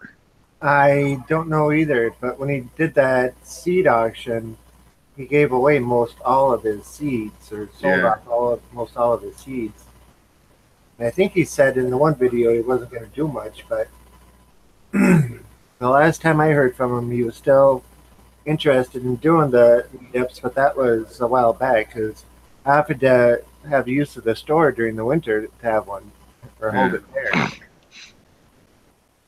I think since his mom's passed, I think it was a little rough for him. Okay, I found it. Martinsburg it's north of Winchester, right by Berkeley Springs and Harper's, in between Berkeley Springs and Harper's Ferry. Yep. So yeah, that's like an hour and 15 minutes from Pittsburgh. From Pittsburgh, Yeah. it takes about 4 hours to get to Pittsburgh from there. Oh, not from there. No, that's most of the way home if I go that way. Yeah. 'Cause that's 81 or what do I do? 17 to 66 to 81, 81 up to 70, 70 over to the turnpike, and then a turnpike straight over to Pittsburgh. Yeah. Because the last time I was over there, and I actually the one time I was over there, I left and I went straight to Pittsburgh, and it took every bit of 4 hours. Did you take the turnpike or did you take Route 30? I took 68 over and then shot up to 70. Oh, yeah. That's where we go. 68 or well, anywhere to 70, 70 up to turnpike and over. Yeah. Because I went across and then I went up through where Laurel Caverns is at. Donegal and Somerset. What's the city? Big town there or whatever. Donegal or Somerset, like where Hidden Valley or Seven Springs are. Yeah, I went up through there and hit 70 and connected up there. Oh wait, no, I went that way once. Yeah, I won't do it again. It was cool, but I won't do it again. Yeah, it's great for the scenic route, but man, is that out of the way. I Yep. took that way to come down here, and instead of taking like anywhere from 8 to 9 hours, it took like 10 or 11 hours to get here. Yeah, that was. It was cool, like you said, scenery wise, seeing everything, because it had been years since I've been up in that area, and I said I won't do it again. Of course, I never had to do it again. That's before kid. That was pre-kid days. Yeah, It's when my brother-in-law actually still lived in Berkeley Springs, because that's where he works. He's an ag teacher at the Berkeley Springs High School. the weird thing is there's no roads from like Richmond. Well, I guess from DC to Pittsburgh, there's kind of a road. You got 70, and then you could hit the turnpike and go over, but there's no roads from like the middle of Virginia, like straight to Pittsburgh, like through West Virginia or anything like that. I mean, you got small roads, but no like major highways. Because you always Right. have to like go up and east, and then you can go west. Yeah. Well, how far does 70 come over? 70 goes right into DC. Yeah, because So I you remember can I got lost in DC once. Like I zoned out. I took 95 straight up, and I went right into DC. And I remember I was driving around, and I saw a road sign for 470. And I was like, I don't know why, but this is ringing a bell. Well, 470 goes around DC. I hit 470 because I'm like driving, and I'm on 95 waiting to get my turn to hit 17 to go 66 up to 81 and then over to 70 and over. Well, I'm just driving, and all of a sudden I'm like, is that the Washington Monument? What the heck is going on, man? And I'm like, is that the Pentagon over there? I remember I ended up hitting 470, and it just does a big loop around DC. And by doing that, I didn't know where I was and anything like that. And I couldn't like pull over to pull out a map because I was in like some rough parts of town. And I just kept on going, and next thing I know, I saw a sign like 70. You know, forget what they were saying, like west of Pittsburgh, east to New York, I think, New York City. Geez. But it doesn't go to New York City. It just takes you to another road that you can take to New York City. And you know how helpful those road signs are. This road to Pittsburgh. That road's not going to take you to Pittsburgh. Like 70 does, because that's technically 70 goes up and then turns onto the turnpike and goes west, and it's 70 and 76 all the way Yeah. to Ohio, I think. Or Yeah. to Cranberry, maybe. Well, 79 goes up to Cranberry. Yeah, maybe. Because 70 runs east-west, 79's north-south. 79 goes straight into Cranberry Township. Eric's in the house. Here. Of course, 79 goes all the way up to Erie, but Yeah, we used to take that and go all the way up to Presque Isle. yeah, that's actually pretty cool up there. Yeah, we were bow fishing. That's fun. Well, Eric, on your comment, I mean, we're not set in stone on this, but Scott and I were discussing earlier that we were thinking in Palestine they have a chili fest in a couple months or whatever. We were thinking about seeing if we get everybody to meet up in Palestine, which is a little south of Dallas, north of me. Everybody else had to go east for the most part, I think. I'm thinking freaking Israel. Yeah, it's just a short flight. Sorry. No. But I'm thinking it's in Texas though. Palestine, whatever you want to call it. Yeah. But we're thinking about that. So, yeah. Yeah, Matt, if I remember correctly, it was I think they were sold out, but if you go to deathnuts.com, they were $10 a pack. But if you go to Puckerbutt, they were $15 per pack. But I think the $10 were all sold out last time any of us looked.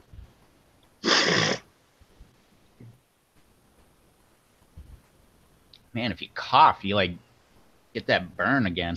Well, that's what it just made me sneeze. I felt it a little bit in the back, and now it's like my nose just won't. Like I have no heat anymore. Yeah, I was gonna say like 10 minutes ago there was like residual heat where you could feel that there was heat there, but it's not really burning at all. Well, part of it is I think the sinuses were going crazy all night, so that just kind of helped loosen up. And you've been, I've been thinking of you, Dave, like all week. Every time I open up the La Cuesta and I start popping it on whatever I'm eating, every time I go to close that bag, for some reason I squeeze the bag and then close the zipper, and man, that stuff just shoots in the air, and I'm sneezing for like almost 10 minutes straight. The first time it was like 2 sneezes, and I'm like, whoa, man, I better not do that. And like the very next time I sneezed for 5 minutes straight. It was probably like 13, 14 sneezes in a row. Well, Charles had a little experience with it earlier today. Yeah, I did the La Cuesta. Yeah. Yeah, because I was grilling chicken, and then, man, you flash it on the grill real quick, and that pop back at you, man. It's definitely gets you. Because they were heavily coated, so. Yeah, I found that with the burgers that I was cooking, and especially like if you cook like chicken in the oven, every time you open that oven, you just get that heat wave, and La Cuesta right in the heat wave. Yeah. So Chad got his from deathnuts.com. Every time I went on there, it says it was on back order or something. Yeah. I don't know. We'll see. And he ordered it that night. Last Monday. I mean,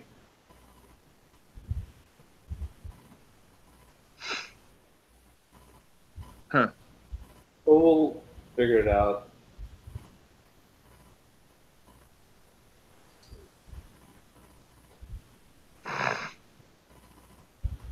I don't know. And it says use May 5 off at checkout, and you get $5 off the Death Nut Challenge. Limited time only. But they have it for $15, it says. Huh.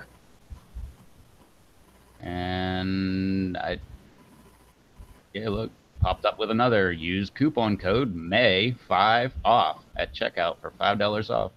It's not telling me that I can't order them. Yeah, So Russ, mine was the same way. I ordered it that Saturday night, which Sunday they're closed. I got it Tuesday. Or no, I got it Wednesday. Sorry, they shipped it Monday. I got it Wednesday because it was Saturday night, like late when I ordered it, so I don't count that on Sunday. So yeah, they took 2 days. I was fairly quick once they got it going too. Yeah, Tiger Butts usually is. Usually, I mean, but every time I ever order from them, it's always on a Saturday night, so it ends up being freaking Wednesday when I get it. But remember that dip I was telling you about, Dave, before the show? yeah, It's gone. I'm telling you, man, they're goofy. Huh. Well, I'm gonna give it a week before I check those videos we were talking about last night that I did that with, and I'm gonna see if it. I hope it works. We'll see. I'm not even gonna look at them. I'm gonna wait. I'm gonna wait till next week. And don't tell anybody what we're talking about. That way it'll be legit. Because I think I did 5 or 6 of them overall. Sweet. I didn't want to go crazy. I just wanted to do some just to test it. But I think we'll see. If it works, do the rest. Through the whole. And I was looking at it. I think you said how many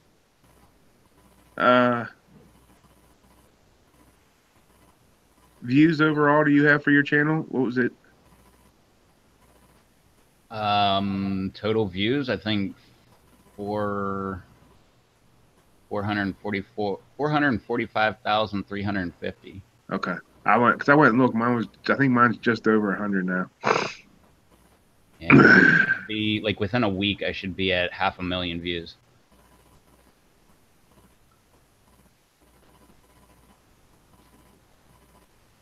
Not me. Well, you give it another 8 years and you'll be right there, Rob. How many videos you got? Like 120 or something? All you need's 835 more videos. Welcome to being a non-shock jock. I'm going beyond y'all. I want the golden button. That's what I want. Did you see Johnny Skull Johnny just hit 12,000 subscribers? Right. Yeah, I'm pretty sure it's what they said. He said the other night I didn't check, but he said it was 12,000. Nice. It's moving that. It's moving that fast now. It's like holy crap. When I joined it, he had just around 100 subscribers. I think it was like 80 some. Last video I watched of his, he was like at I think 7,200 or something like that. And he was like, when I get to 10,000, I'm like, yeah, man, get there quick. That was just like last week. Yep. He's flying. He's already got his 50,000 subscriber. I think it's 50,000 or is it 10,000 or 20,000? I think it was 50. What he's going to do for that one, which I don't know about that one. He hasn't told me.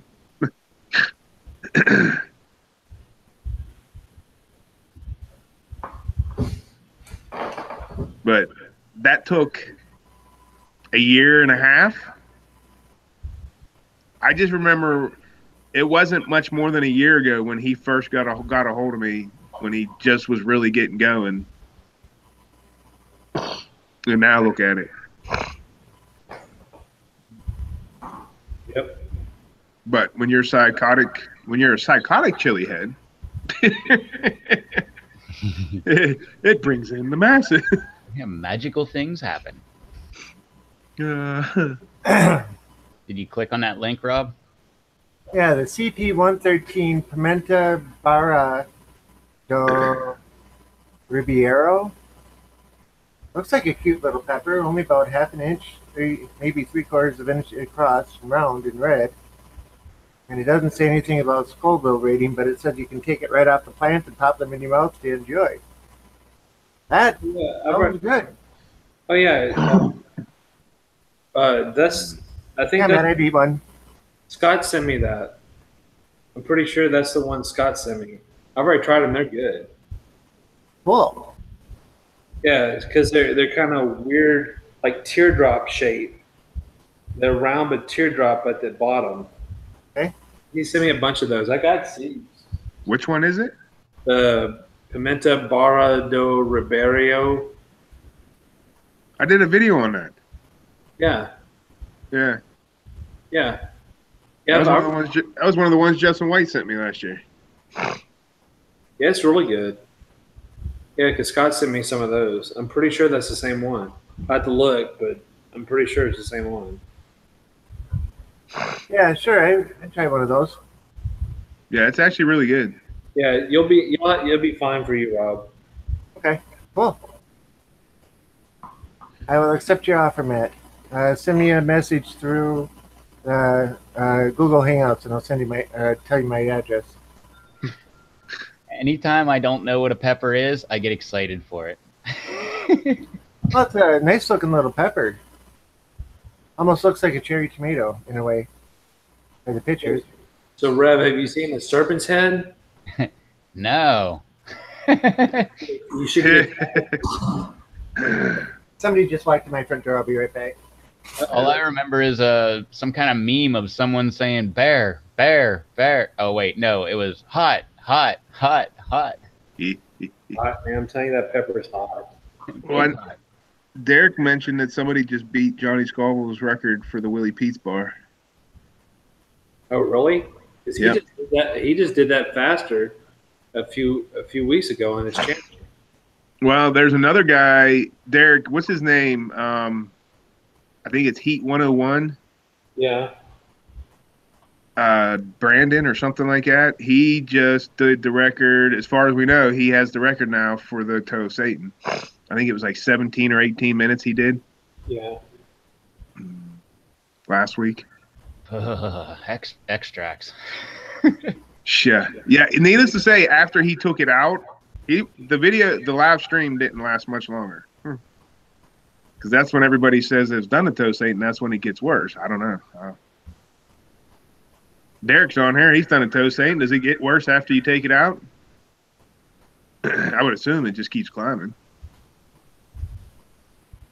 Yeah, I'm not into the extracts.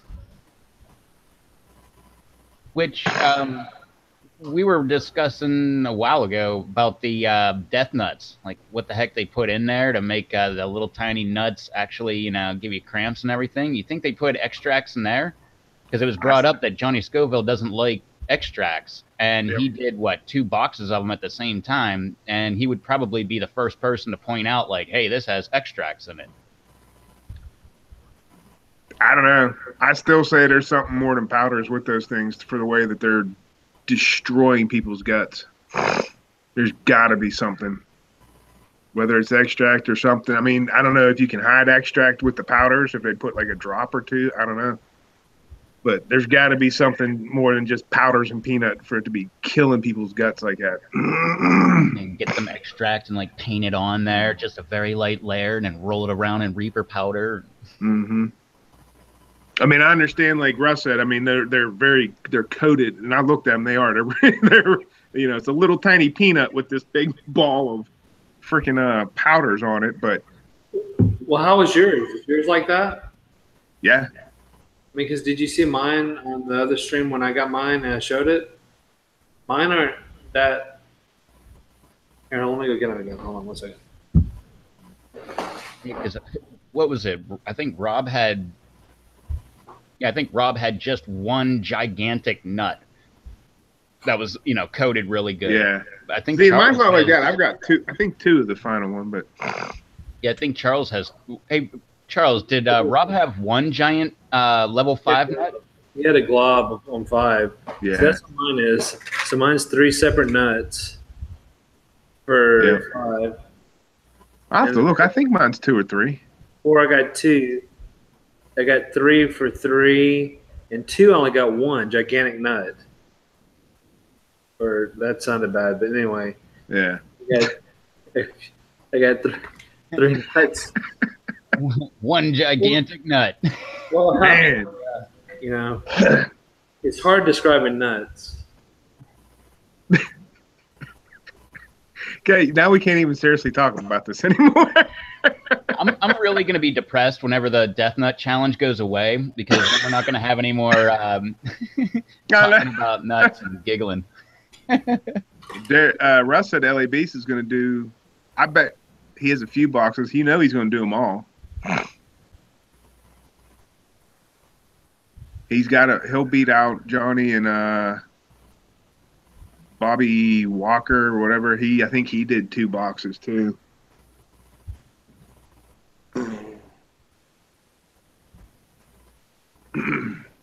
See, as far as I'm concerned, the Beast is freaking awesome, and he gets slept on in the chili world. Yeah, he's done more crazy, some of the most crazy stuff when it comes to chili hot stuff that I don't know. It's kind of frustrating because someone like that has that huge of an audience, he's getting it out there to an audience that even like Johnny Scalable doesn't even reach. So.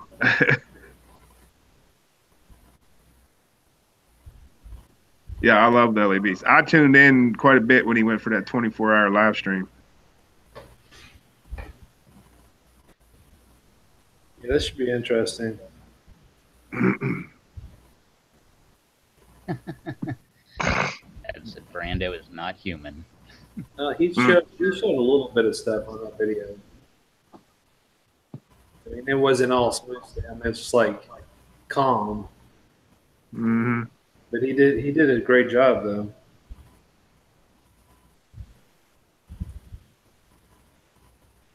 It's the after effects that I wonder about. Right. That's why I need a day off after work. I mean, after the challenge. Make sure I'm not at work. I haven't talked to anybody that hasn't got the cramps. Everybody I've talked to has gotten the cramps in some form or another. Some have been worse. Some have been just mild. You know, the one guy, he said he swears his were mild, and they only lasted maybe half an hour, just kind of up and down, but that was it. And I'm like, dude, you're a beast, because everybody else I've talked to has had them for hours.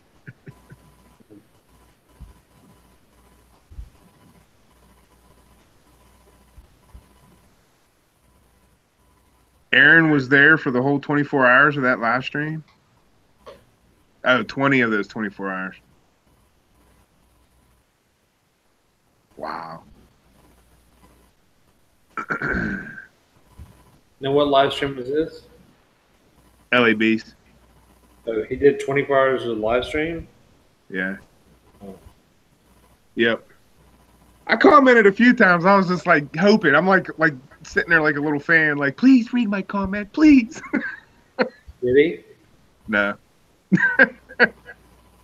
But when you're on his, I mean, no joke. I don't know how they do it, but I seen Derek on there. He commented a few times, and I was trying to make a comment to him, and I'm like, there's no way he's gonna see my comment, because I mean, no joke. They're like up the screen, unless you somehow can freeze it. You can't read all the comments. There's just so many. When you have 600 and some live viewers.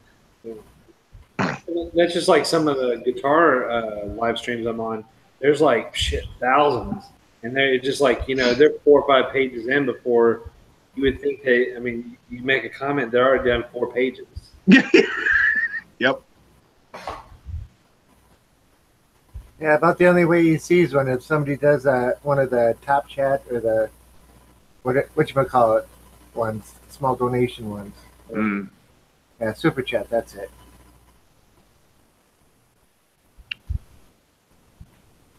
I was listening while asleep. Well, I tuned in that night. I don't know. I was there for about an hour and a half or so. Then I tuned back in the morning before I went to work, which was leading up to the 12-hour mark, I think, which is where he was going to go to the bathroom and take a shower real quick or whatever.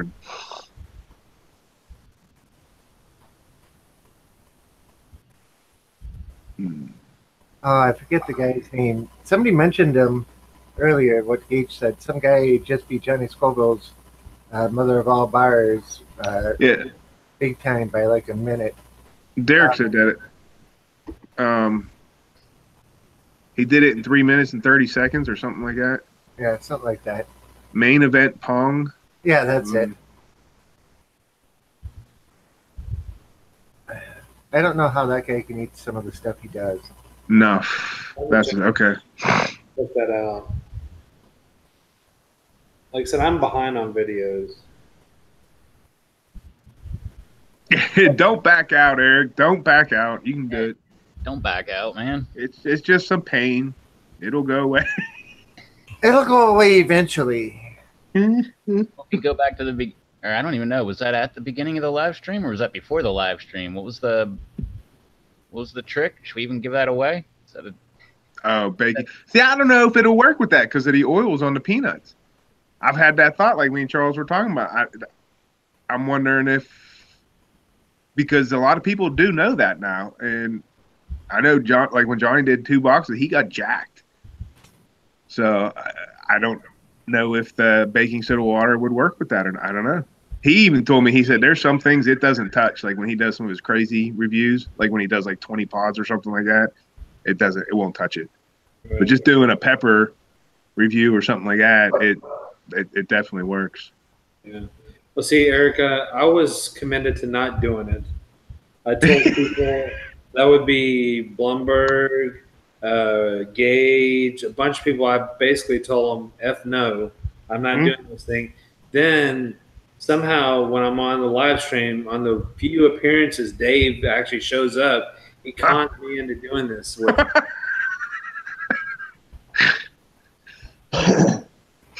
So it only took an hour and a half. Yeah, it took a while, but yeah, we'll see. But well, we'll find out whenever we get around to it. Like I said, they're not going to go. They're not going to go bad. No, so we're fine. I'm in no rush. No, once we get it all organized, there's no. I mean, I'm not rushing to like kill my gut. So yeah. Well, everybody's waiting for Derek to get his. So yeah, Derek. Yeah. And Derek ordered yours, right? I don't know. They were supposed to send him some because he did the early review of the trial ones. Right. But I thought he was going to take and order something. I don't. Okay, Derek. So what's the lowdown on it? It's funny. Every live stream we ask him about that. Yeah. Every live stream, it's the same answer. Yeah, but let's see if the answer changed this week. Or if we get an answer. Might not get an answer. He may not even be on here now. Was a few minutes ago.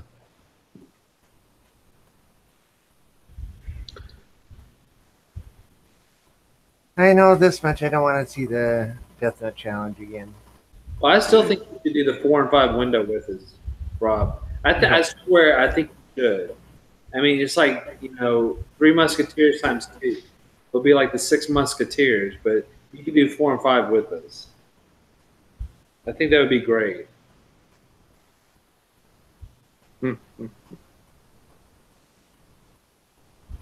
There he is. Derek is unavailable at the moment. Please press 1 to speak to an operator. One. Derek, do you have that pre-programmed in your phone?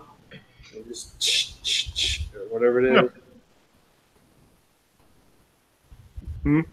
Exactly, Russ. I need to talk to your supervisor. Now you're going to Rev's extremes. That's what he would do. It's like, let me put you on. I want to talk to you for the same amount of time you put me on hold. Oh, I've done that. I love doing that when I get operators and stuff. I like getting their supervisors, and I like to just talk around in circles. And like, so what you're just telling me is, and I tell them back exactly what they just told me. I'm like, okay, but I don't think I'm getting what you're saying because you said, and then I tell them exactly what they say. But what I was hearing is, and then I slightly, change it a little bit. And then they're like, no. What I was saying was, and they go back and I'm just keep talking around in circles. They hate that. Then they'll do anything to just get you off the phone.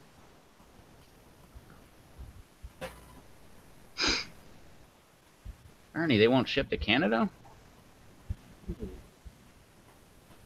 Sure they will. They should. Might cost extra, but... Should find somebody here to order like 20 boxes and then send them all up in one package, and then send it around up there. Have somebody up there distribute them. Yeah, I probably should film that, Russ, but I mean, I was in customer service. I know, like, when you get to a point where the people won't shut up, you usually just either give them partially what they want or just give them what they want just so they go away. I'll do that. That, and you do the awkward pause a lot, where you just kind of pause there and, you wait until they're like, are you still there? Oh, yeah, I'm still here. Just didn't like your answer.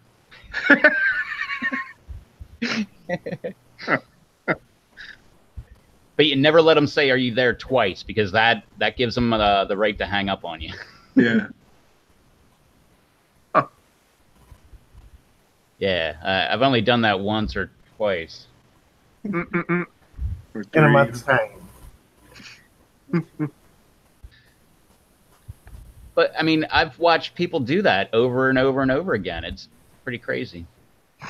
Like the one company I worked for, it was like, it wasn't all customer service, but it practically was, 80% customer service. And you get people coming in being completely irate and saying the most off-the-wall things that you would never agree to. And just to get them to shut up and go away, you just, whatever, we'll give you your money back. Yeah. Here you go, Derek. That's what you should do. Call up, order the death nuts, and then do that tactic. These things were really hot. Did you even know that when you sold them to me? So Derek never answered the question as to whether or not he ordered them. I know, and I saw a bunch of ones. Yeah. So where's the supervisor? She's probably in bed. His supervisor. So I saw this on the news this morning before I was going to work. So have you seen this? Just remember when the dress, was it gold or was it not or whatever, that kind of thing. I heard about this. Have you seen this Yanni versus Laurel? What do you hear? Have you heard now instead of visual, now it's an audio thing. I mean, I listened to that thing this morning and I kept on hearing Yanni. I don't care what the hell they said. I didn't get Laurel, no way, shape, or form. Well, there was I forget if he was a professor or a scientist or something. He did an audio analysis of it, and he said it has to be the Laurel or whatever because the very first sound has a more of a frequency to an L, and like the second one has the more of a frequency towards R, as opposed to a Y and an N. Did you hear it though? I heard it like once, maybe twice. I heard both of them combined. It sounded like they overlaid both of them on top of each other. That's what they were saying on the news today, is that the frequencies are overlaid and you kind of hear both, but it's only one. I don't know. It's weird. I kept on hearing Yanni. Well, I think that's what that guy said.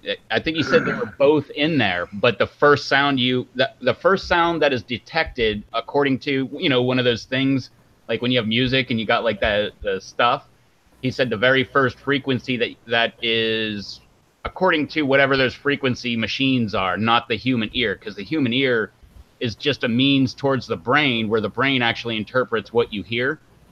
And he said, according to whatever thing that he was using, the L sound shows up first and then an R. Yeah. I don't know. Something about you being under a certain age, you hear this, and if you're a different age, you hear that. But I'm way above that age bracket. They said we're supposed to hear the Yanni thing. I don't know, man. It's just crazy. I know that Eric's like, oh no, not this. And Chad said he heard Laurel. Yeah, when it came to that dress thing last year, I didn't even bother with that. I was like, yeah, whatever. I don't know. I'm partially colorblind. You can't ask me what color I see.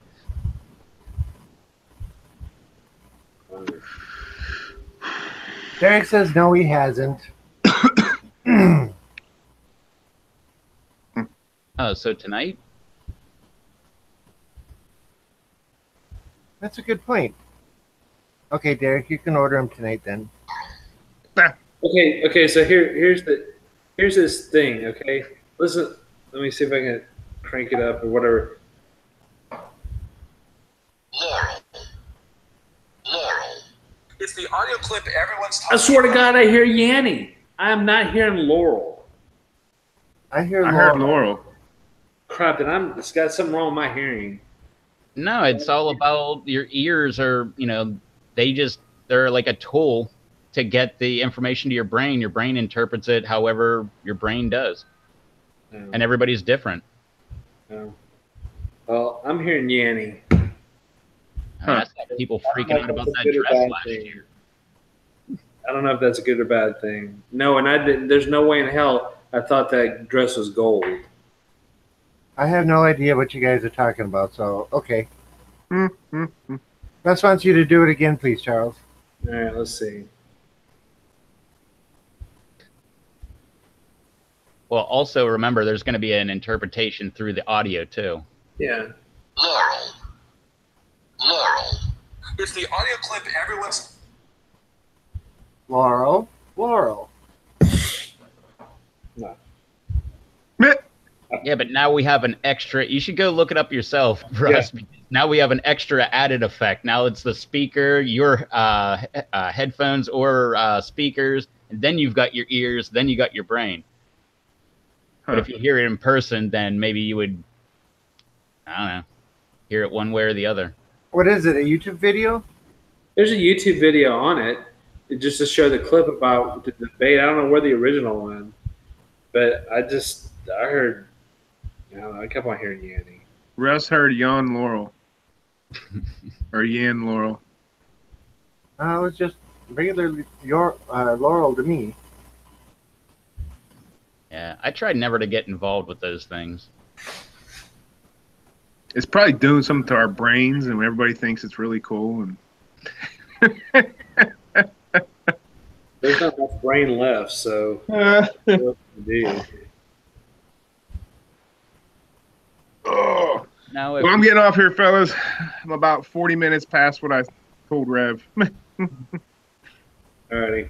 Figured I'd go longer, but They'll No, be, they'll be here next Monday. yeah. As far as I know nothing going on as far as I know. So Okay. even if we go out to the farm, I should be back early enough. No, I'm not going to the farm. That's what I was going to say. The big exciting news for us this week is Tom Mata's coming down Monday. He's bringing me almost 300 plants to add to my almost 1,700 plants, or almost 1,500 plants. darn, I was going to say it's an even 2. Yeah, no, we're just under because I got 100 over at the garden center still. I think he's bringing me almost 300 because he said 200 of the pineapples, and he got a hold of me yesterday and said he's gonna have a bunch of supers left over that he won't have space for. Can I grow? So I'm gonna be growing some of his supers, all his ahi pineapples. What else? The Sugar Rush peaches and the Kung Paos. The Kung Paos and Sugar Rushes. This year, when I get this damn ahi pineapple, not pineapple. Oh, it's a pineapple, right? You're going pineapples? Yeah. I thought you were going to say lemon drop. No, I grow my lemon drops are mine. He uses the pineapple in 2 of his sauces, so he's bringing me his. I'm just growing them for him. He's paying me for it, but he started the plans. Yeah, that ahi pineapple stuff's great. So we'll see. But he's coming down Monday with them, and he went public with it, so about us growing for him, so I can actually talk about it publicly now. Which you guys already knew that, but privately. I didn't know anything. It wasn't public. Yeah. Well, he went public. Well, the video's not released yet, but it is. He sent me the video today that they just did, and he said he actually talks about it in the video. So he went public with it. So okay, adios, everybody. Till Monday. See you Monday. Later on. Later. Bye. Bye. Nope. See, he doesn't want to leave. I know it doesn't want to let me go now. Nope. You're I hit stuck. X. You're stuck with us for the duration. It really won't. It won't sign off. The good thing is it's not that much longer. Oh, dang. I was gonna say, see that damn Yanni and Laurel video did something to his phone or computer and messed it up. It's coordination. Yeah, those things. So is it called Yanni and Laurel video or what? Yeah. Yanni or Yanni, I think it is. Yanni versus Laurel. Yeah, now everybody's going to be out there looking at those. Well, that's a big news story, man. I saw it on the news, so it's Okay. Hmm. I'm gonna I saw play it it on here my real news. quick. too.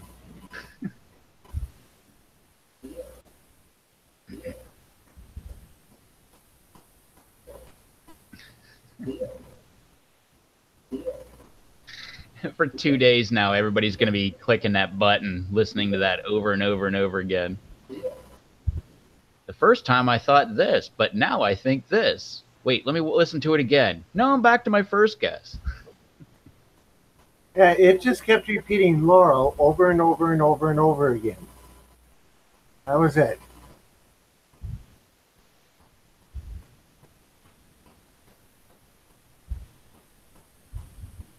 No, for me, it kept on repeating Yanni. So here you go. This is how you make a viral video. Just overlap two things over top of each other and then just have two different people hear two different things and then start arguing with each other. And then bang, you got a viral video because everybody's like, well, I want to hear what I hear. And they'll go and they'll be, oh, I'm a Yanni guy. Like the other guy would be like, oh, I hear Laurel. Do you hear Bob or Bob? Rabob. Rabob. Do you hear Rob or Bob? It kind of sounds like the it thing starts is with supposed to be an saying R. Rob, but are you hearing Bob? And you Yeah. have it really saying Bob all the time. It kind of sounds like it starts with an R, but I totally hear Bob. Rabob.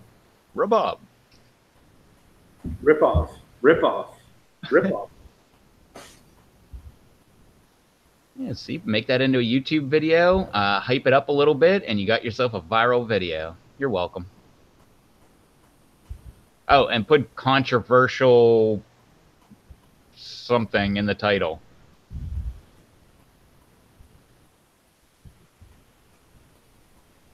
And then you have two other accounts make videos on your video that are like, I don't know what other people are talking about. I totally hear Bob. And then somebody else like, I don't know what he's talking about. I totally hear Rob.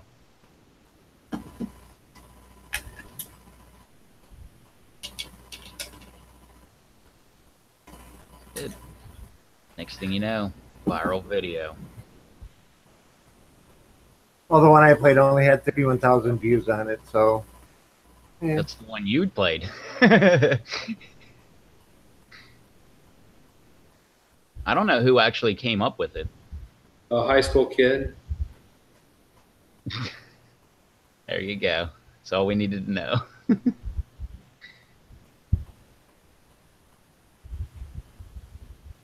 Probably the That's same as I hear kid. Todd. Probably the same kid that came up with that dress one last year. What is this dress one you're talking about? Google that one too. See? Yeah, the dress is what, white and gold or blue and gold or something? Blue and Blue or gold? Is it blue or gold? yeah, that one just seemed dumb to me, but like I said, I'm partially colorblind, so when people are like, what color is this? I never argue with anybody. Yeah, so it's like, you know, what color is this dress?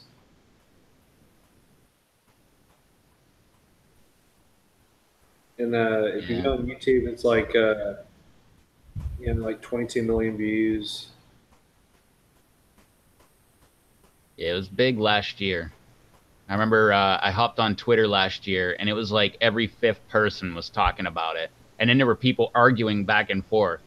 Like, no, it's blue. I don't know what you're talking about. It's not blue. It's gold.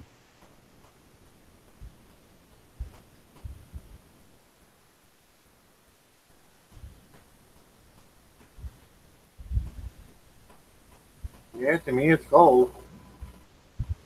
Gold and white. See, you played right into it. Well, it was Wikipedia's thing. And they had a picture of it on the side, and it looks gold to me. But that's the instructions on how to make a viral video. All you got to do is come up with some kind of weird challenge like that where people disagree. Because the first time someone disagrees with them, they're like, well, let me go back to it. And then, like, that's how you get, like, 3 million views. Next thing you know, the news is talking about it. Yeah.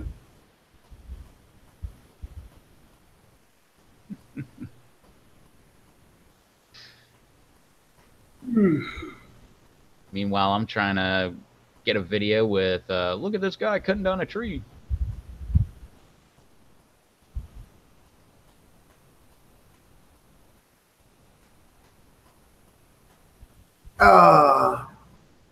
So anyway,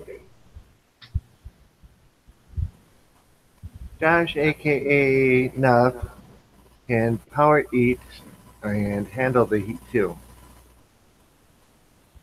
I'll have to watch that later. But he shaved a whole minute off. I watched it, but how fast was Johnny Scoville? Wasn't he like 3 minutes? No, 437 or something like that. So that guy dropped it to like 330, 320. I think it was like 331. Yeah, I just watched it this afternoon myself. There you go, Derek. Order up another one. See if you can beat that one. See if you can go 320. I just can't imagine that much chocolate hitting your system all at once. And all that pepper hitting your stomach all at once. Heck with the pepper, man. The chocolate, like it's instant diabetes. Well, it's very possible, depending on your weight and how your system is, but yeah.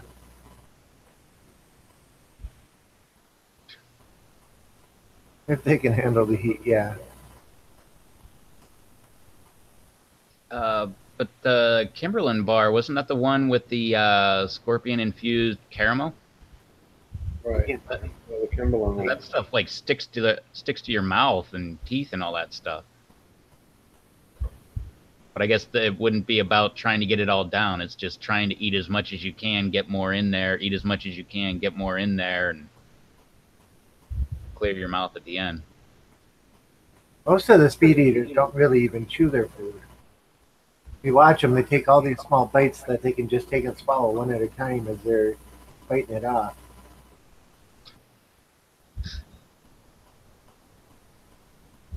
People are insane. Well, Molly Schuler eating 3 of the big Texan challenges in an hour. 3 72-ounce steaks plus the all the sides for all 3 of them, all within an hour. Probably couldn't eat a third of one in an hour. Yeah.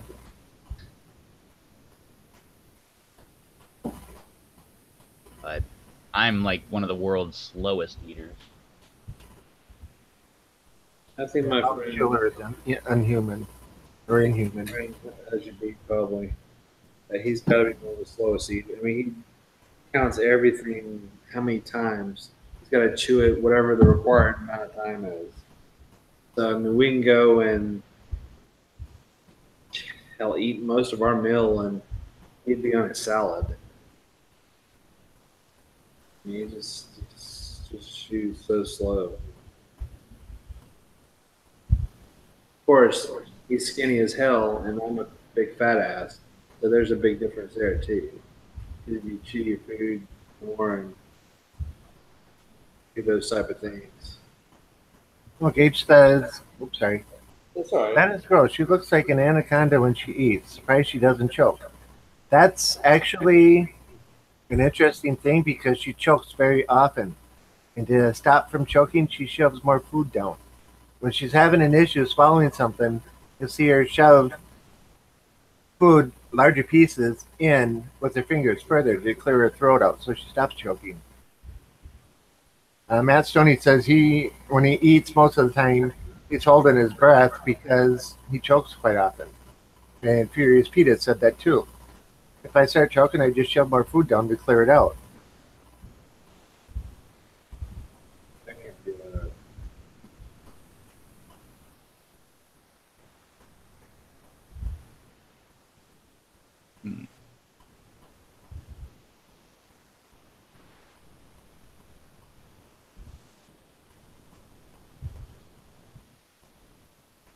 All the big eaters are skinny.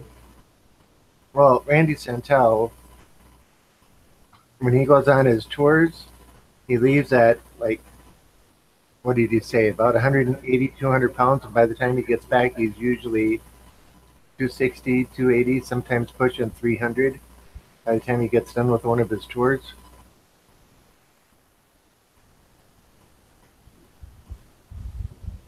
Wow. Yeah, like Aaron says, they all choke all the time.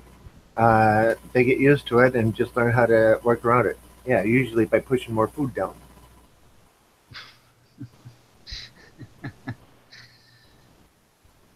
Jeez, man. And that's what Gage said. That's pretty much me too. Well, can you imagine sitting down and eating a 15-pound turducken? No. Matt Stoney did that for a Thanksgiving special. I can eat a portion of a turducken. I mean, like a would be like a breast portion of one. And that's about it. I mean, I can't eat a whole damn turducken. Yeah, I couldn't eat it either.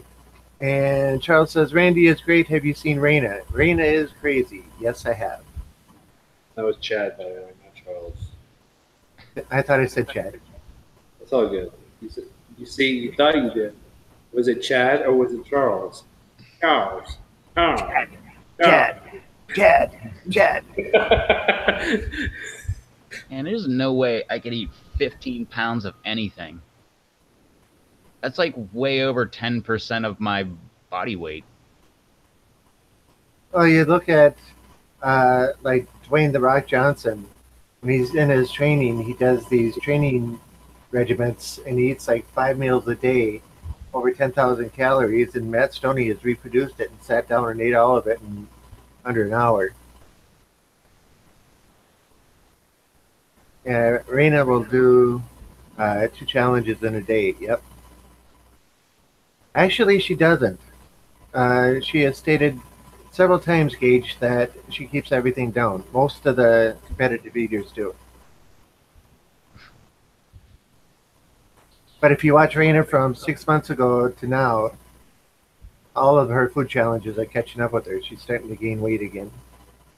I'd hate to see that dude purge that 15-pound turducken. Either way, whether she kept it down or not. Jeez.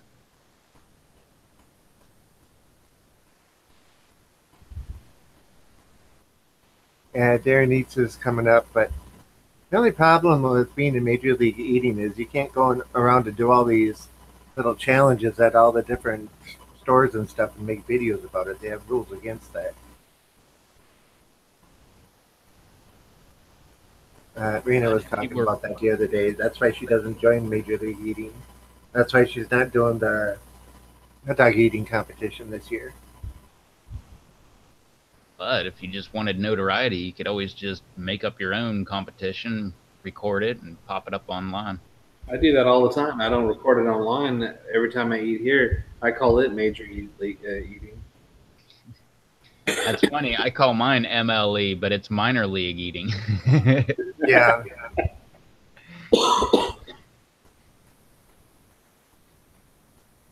Yeah, that bubble tea, she drank like pounds of it.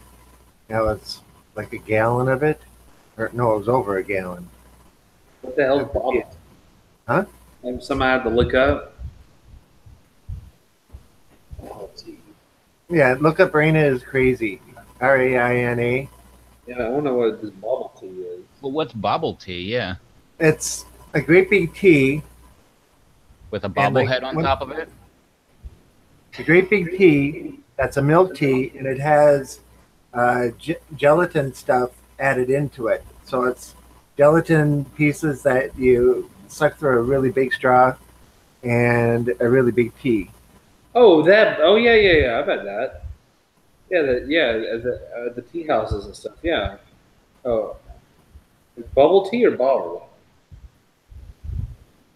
I think it's bottle because gel pieces float in it. Oh, baba. Yeah, baba tea. BOBA. Okay. I mean, because yeah, so it looks like like this type of stuff. The little Yep. ball. Yeah, yeah, I've had that before. Yeah, but figure it in a 1.5 or 2 gallon cup. Yeah, Gage says some Asian thing with tapioca crap. I've had that before.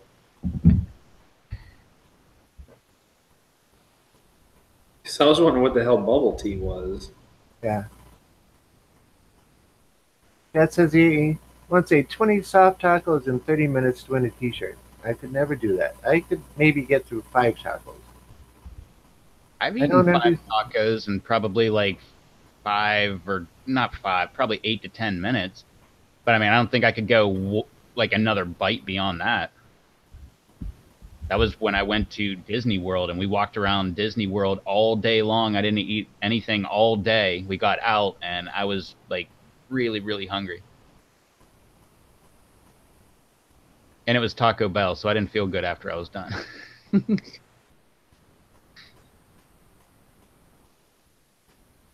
like this one guy that I watch, he is working, and his wife was like, "Hey, I'm going into town. I'm gonna get us some lunch." And he's like, "Oh yeah, you gonna go to McDonald's?" And she's like, "I guess I can." He's like, "Good, get me the same thing I always get." And she's like, "Oh yeah, what's that?" And he's like, "Diarrhea." oh, geez.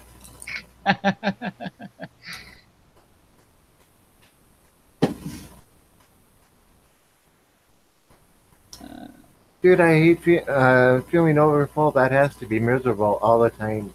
Like Raina, she drinks a gallon of water every night before she goes to bed.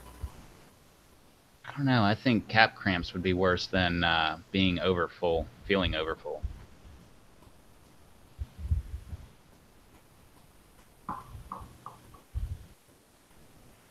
Dang, Taco Bell gave a shirt away for 20 tacos in 30 minutes. Oh, mine were hard tacos, the 5 that I ate. But, you know, it's Taco Bell. 3 minutes after you get them through the drive-through, they become practically soft tacos. Or they could be all grease like a Jack in the Box.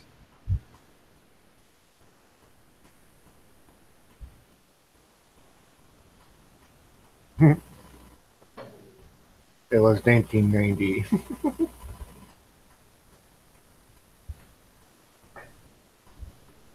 Back when he was a little pup.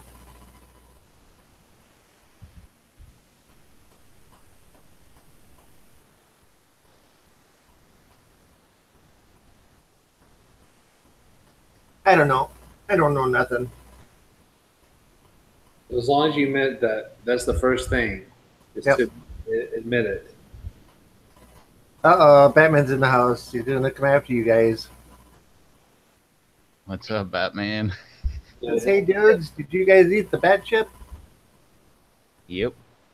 Yeah, they couldn't wait. I mean, they couldn't wait on you munching out on some poblano peppers and bell peppers and stuff, man. They couldn't wait any longer. That stuff looked awesome, too.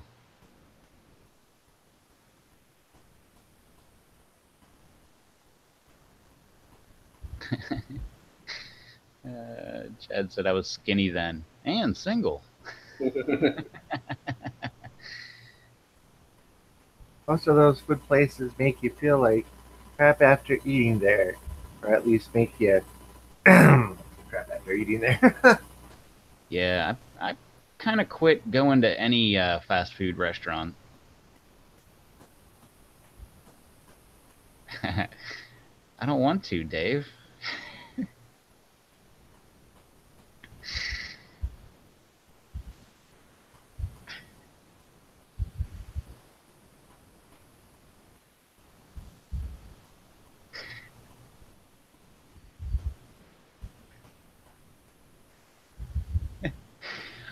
Um, all right, well, he told me to anyway. Dave, Dave said after he hopped off the live stream, he had to hop and grab some baking soda and water. Going down the hatch. Stood up, felt a little discomfort. 5 minutes later, he went to the kitchen, crouched over, sweat pouring off me. Chills and cramp waves. Serious? Yeah. Did you get a different chip than I did? Maybe. He told me to go ahead and tell Batman. I told him I don't want to. I may follow suit. And he said, don't make him laugh. It hurts. I don't feel that bad at all. I mean, that being said, 5 minutes after the live stream's over, who knows? Maybe I'll be going for the baking soda, but no, I think I don't know, I sweated out, I guess. Or teared it out or something. Yeah. I had the freaking tears rolling down my eyes and snot rolling out of my nose. I kept wiping it on my shirt, and my sleeves were all wet.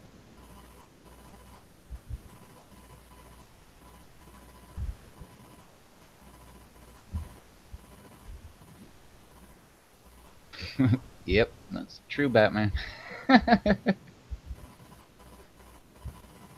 Yep, Gage.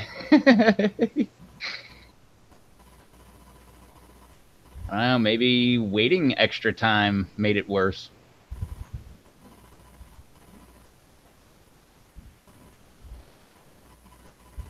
I don't know. I don't want to say that. I don't want to be jinxing myself now. I've been feeling great ever since, I don't know, 10 minutes after it was done. And I got like a burn in my stomach, but that's about it.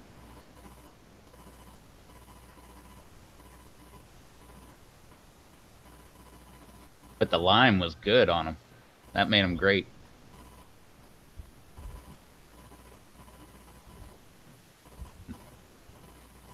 Oh, so we all got the same chip. Okay. I just have a different reaction now. I wanted more. I want Batman to make me a whole, like, 1 gallon bag of them. I get munch on them for the. Yeah, I probably could have eaten 2, maybe. Maybe not more than that, though. But, I mean, I could have eaten more, but not like 2 in a row. I could probably eat 2 in a row, probably would have been fine, but maybe give it half hour and then eat a cup, like 1 more, maybe 2 more.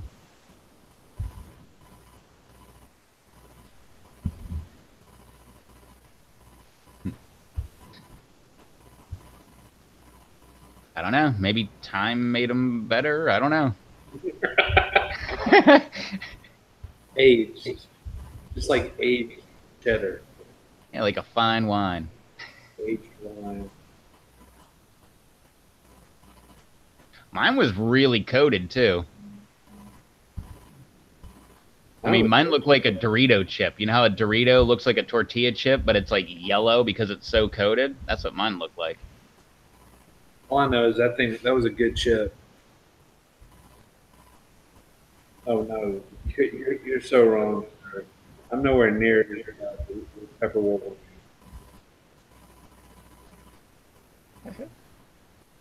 Dang, and Dave said he ate a greasy Wendy's burger for dinner. I ate 2 burgers. 2 burgers and half an avocado, whole Roma tomato, black beans, and a chicken thigh. Bet you never saw that one coming, Charles. Nope. But I mean, my dinner was your normal dinner. Like I said, mine was covered chicken breast with. Well, then afterwards I put Jeff Hobbs's hot pear sauce on it. Really good. Yeah, I put the Quest on one of the burgers.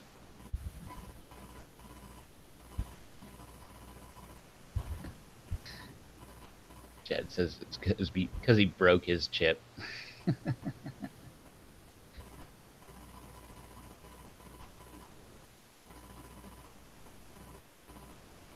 I don't know. Maybe he's out of practice.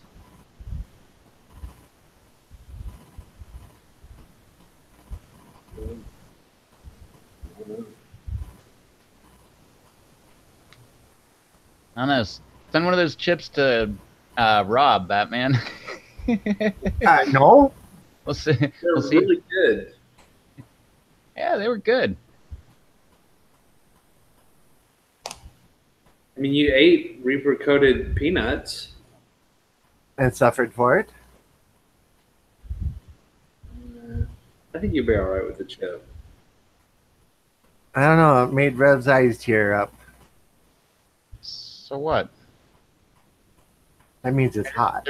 There's one thing between, like, you know, eyes tearing up, snot rolling down your face, or having cramps.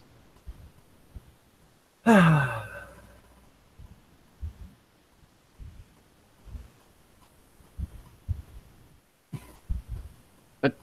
I don't know. I never, knock on wood, I never got cramps from any of the other super hots, like pods that I ate either, though. Well, that was the first time I ever got cramps too.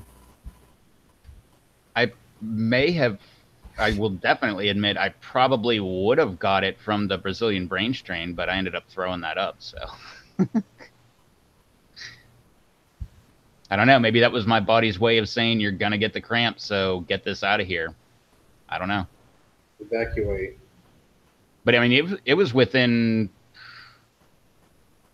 I don't know, I chewed it up real fine, and maybe 3 minutes after I was done chewing, it came back up.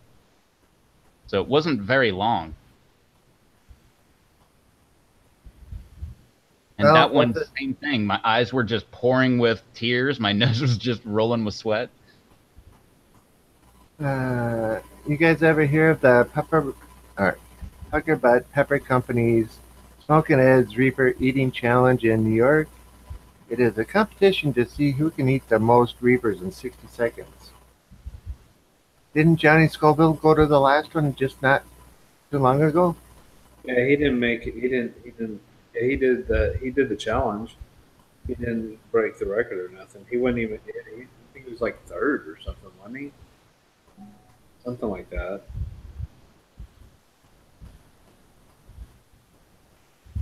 Yeah, but I mean, I'm not even gonna play around with that stuff.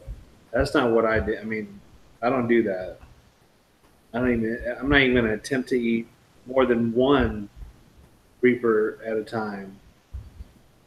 Let Yes, alone try to do 22. Screw that crap. No. I don't care what kind of glory you get from that. Yeah. Begging rates for a year. Yeah, it's not my thing.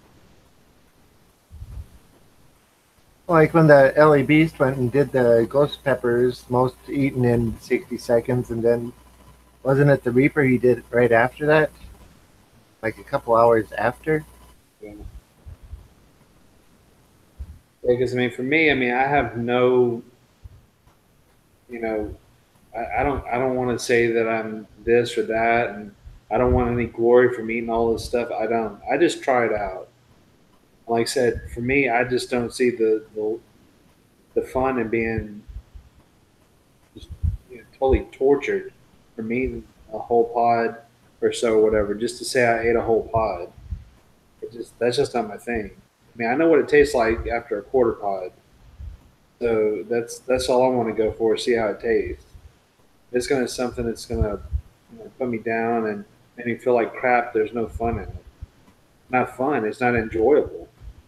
So it loses the thing for me. So I want to actually enjoy what I eat. That's like why I'm not like dousing everything I eat with Exoresco or Deverendum. It's like everything I eat. God, that's some strong hot sauce. That, or if you know a lot of Jeff Hobbs' hot sauce, and quite a few other sauce makers. It's just so damn hot. It's just like I can't douse it and put large quantities on there. It's just too much.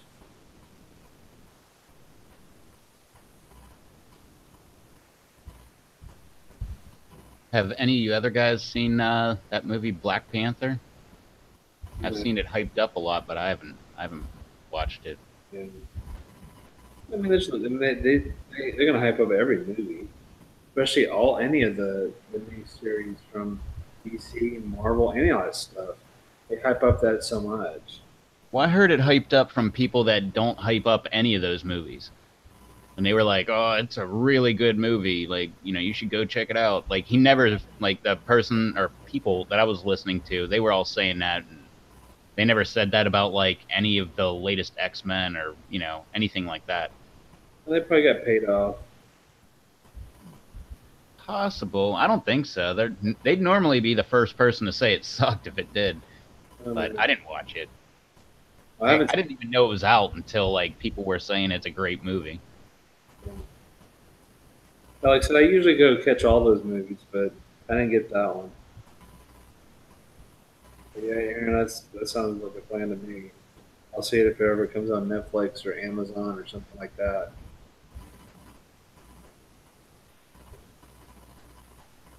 I just don't go to the movies as often as I used to. For one, there's nothing out in the movies. Too costly to go to the movies, and they're out on DVD or Blu-ray or what have you within 2 or 3 months, unless they're like a super blockbuster like one of these movies or Star Wars or something like that. It may take them a while. But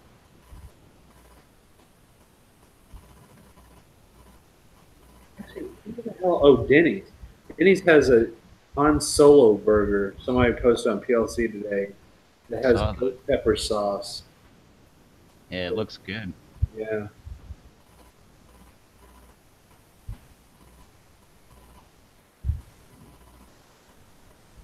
I didn't see what was in it. I just saw the burger and thought, man, it looks good. Yeah. I'll probably try to go catch Solo though. I usually don't miss any Star Wars. 'Cause those are just better for me at the movie theater. I gotta see it at least at the movie theater, see how it is, and then I can always come back. Last one I watched was episode 1. I was so disappointed in that. As you should have. Yeah. I like episode 1.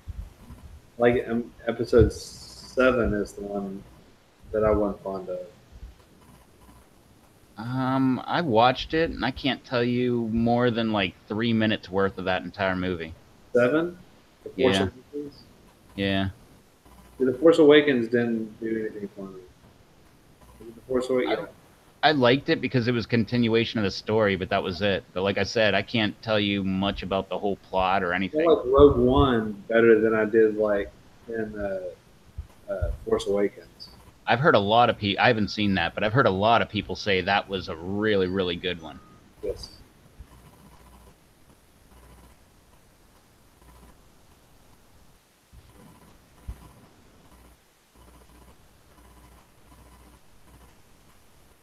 I have no clue who McCone is, but I've never watched Walking Dead. I watched up to like the fourth, fifth season, I think, or whatever. Then I lost. I just stopped watching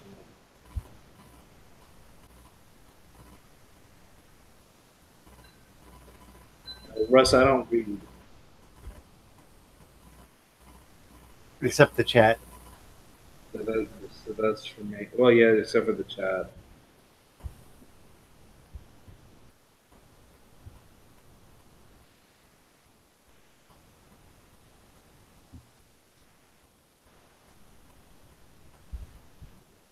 But no, I haven't even seen the trailer for Solo. Yeah. What is that? Like another Rogue One? Just like a standalone movie kind of thing? Yeah, it's a standalone movie. Because don't they have episode 8 like out or coming out? Episode 8 was done. I saw that in the movies not too long ago. Oh, okay, so it's already out. Because that's the well, I'm not going to tell you the plot of it, how it is, but yeah, it's pretty decent. It wasn't too bad. Well, yeah, don't ruin it for the people in the chat, but I don't really care. Before I saw the episode 7, I already knew like the major plot points because someone said it. I'm not one of those like spoiler alert kind of people because I don't care. By the time I actually get around to watching the movie, I forgot whatever the heck people told me. I'm like halfway through the movie going, all right, I've heard about this. Later, Anthony. Thanks for joining us. Hope you feel better. Yeah. Yeah, hope you do feel better, Anthony. Makes you feel better. You might feel better than Dave right now. Yeah, I guess so. Yeah.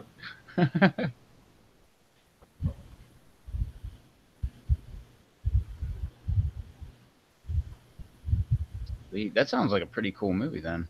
Yeah. Solo became smuggler. Who plays Han Solo though? Is it someone that actually looks like him? And do they have what the heck's his name? I don't even remember. Billy D. Williams, the guy that he played. Lando Calrissian. The guy that got Han Solo frozen in kryptonite, or Yeah, wasn't his name Lando? Lando Calrissian? yeah. That's it. That's what I said.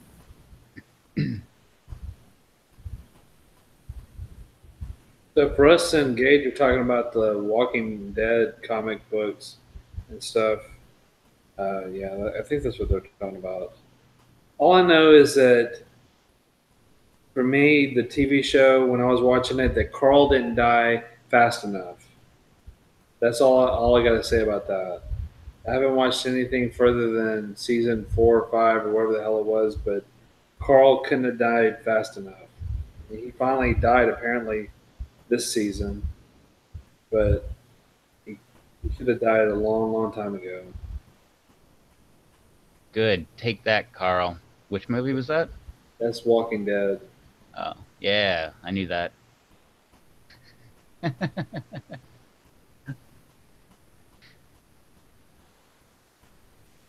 Oh, look, you just gave spoiler alerts to Aaron. He knows. I just listen to people who talk at work. I have no clue who the heck Carl is. That's Rick's son, who was annoying as hell. The best thing with Carl is the video about they did a oh, I forgot what the hell it's called, some kind of rap song with Carl. That was pretty funny. That's the only thing I liked that Carl was in. It was like spoofed. Um, Oh, guys, I think I'm going to take off. I got a house guest that walked in a little bit ago, and I'm feeling kind of guilty about sitting here while she's out in the living room doing nothing. all right. All right, so I will catch you later. For everybody else, Rob Z, ROBB space Z is my PLC, Google Plus, and YouTube main channels. You can reach me on those. And Yankees 50 on Twitch and YouTube as well. So if you want to watch some Minecraft, watch me play, come and join me. Alrighty. I will see y'all later. And yep, see ya, Russ. Okay. Bye. Bye. Later. Yeah, that's it. Carl Papa. Watch that. That's very. I mean, you didn't even have to watch. Well, I guess you would have to watch some of the show, but you could watch it. It's pretty funny.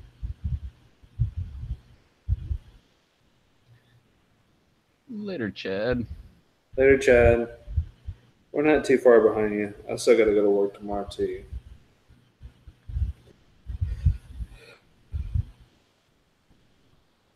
Wow. Yeah, did you see that? Batman said, "Come on, Charles. Season 8 just finished." I don't even watch it. I just hear from what people say at work.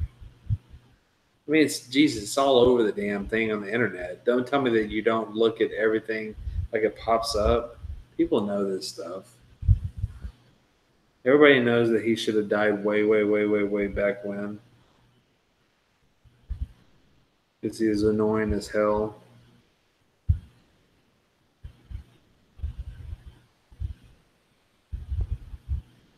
We'll see. That's another show that's probably going to end soon. Well, That's season 8. that's the one they should have ended a few years back. And they're just stringing it out. If they're up to season 8, I mean, what was that, like Friends or something? Seinfeld? Didn't they go that many seasons? That's darn close to a decade.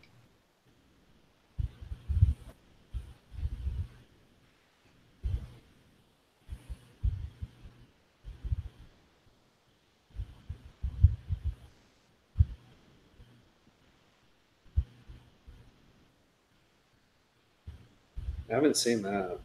Negan's stupid little prick named Rick.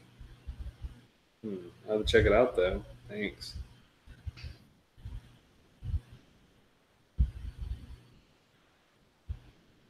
Well, Aaron, Cheers was a good was a good series. Yes.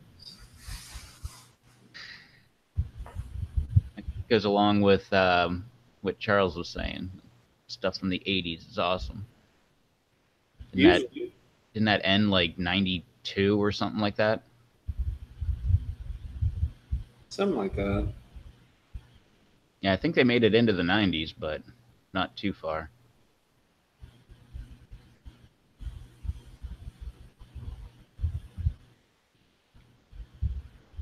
I'm getting pretty tired as well. Close it out. Buzz it out. Charles P. Here on. I don't know if I'm going to be here on Friday. We'll have to wait and see. Red may go solo. Or I may not be here at all. He may not be there at all. Yeah, check me out on YouTube. Should have another update probably Monday or so. And also on Google Plus PLC. I'm always on there as well. I'm thinking, Batman, are you doing the Bat and Bear show tomorrow? So if he's doing the Bat and Bear show tomorrow, check him out tomorrow night, on Thursday, 10 p.m. Eastern.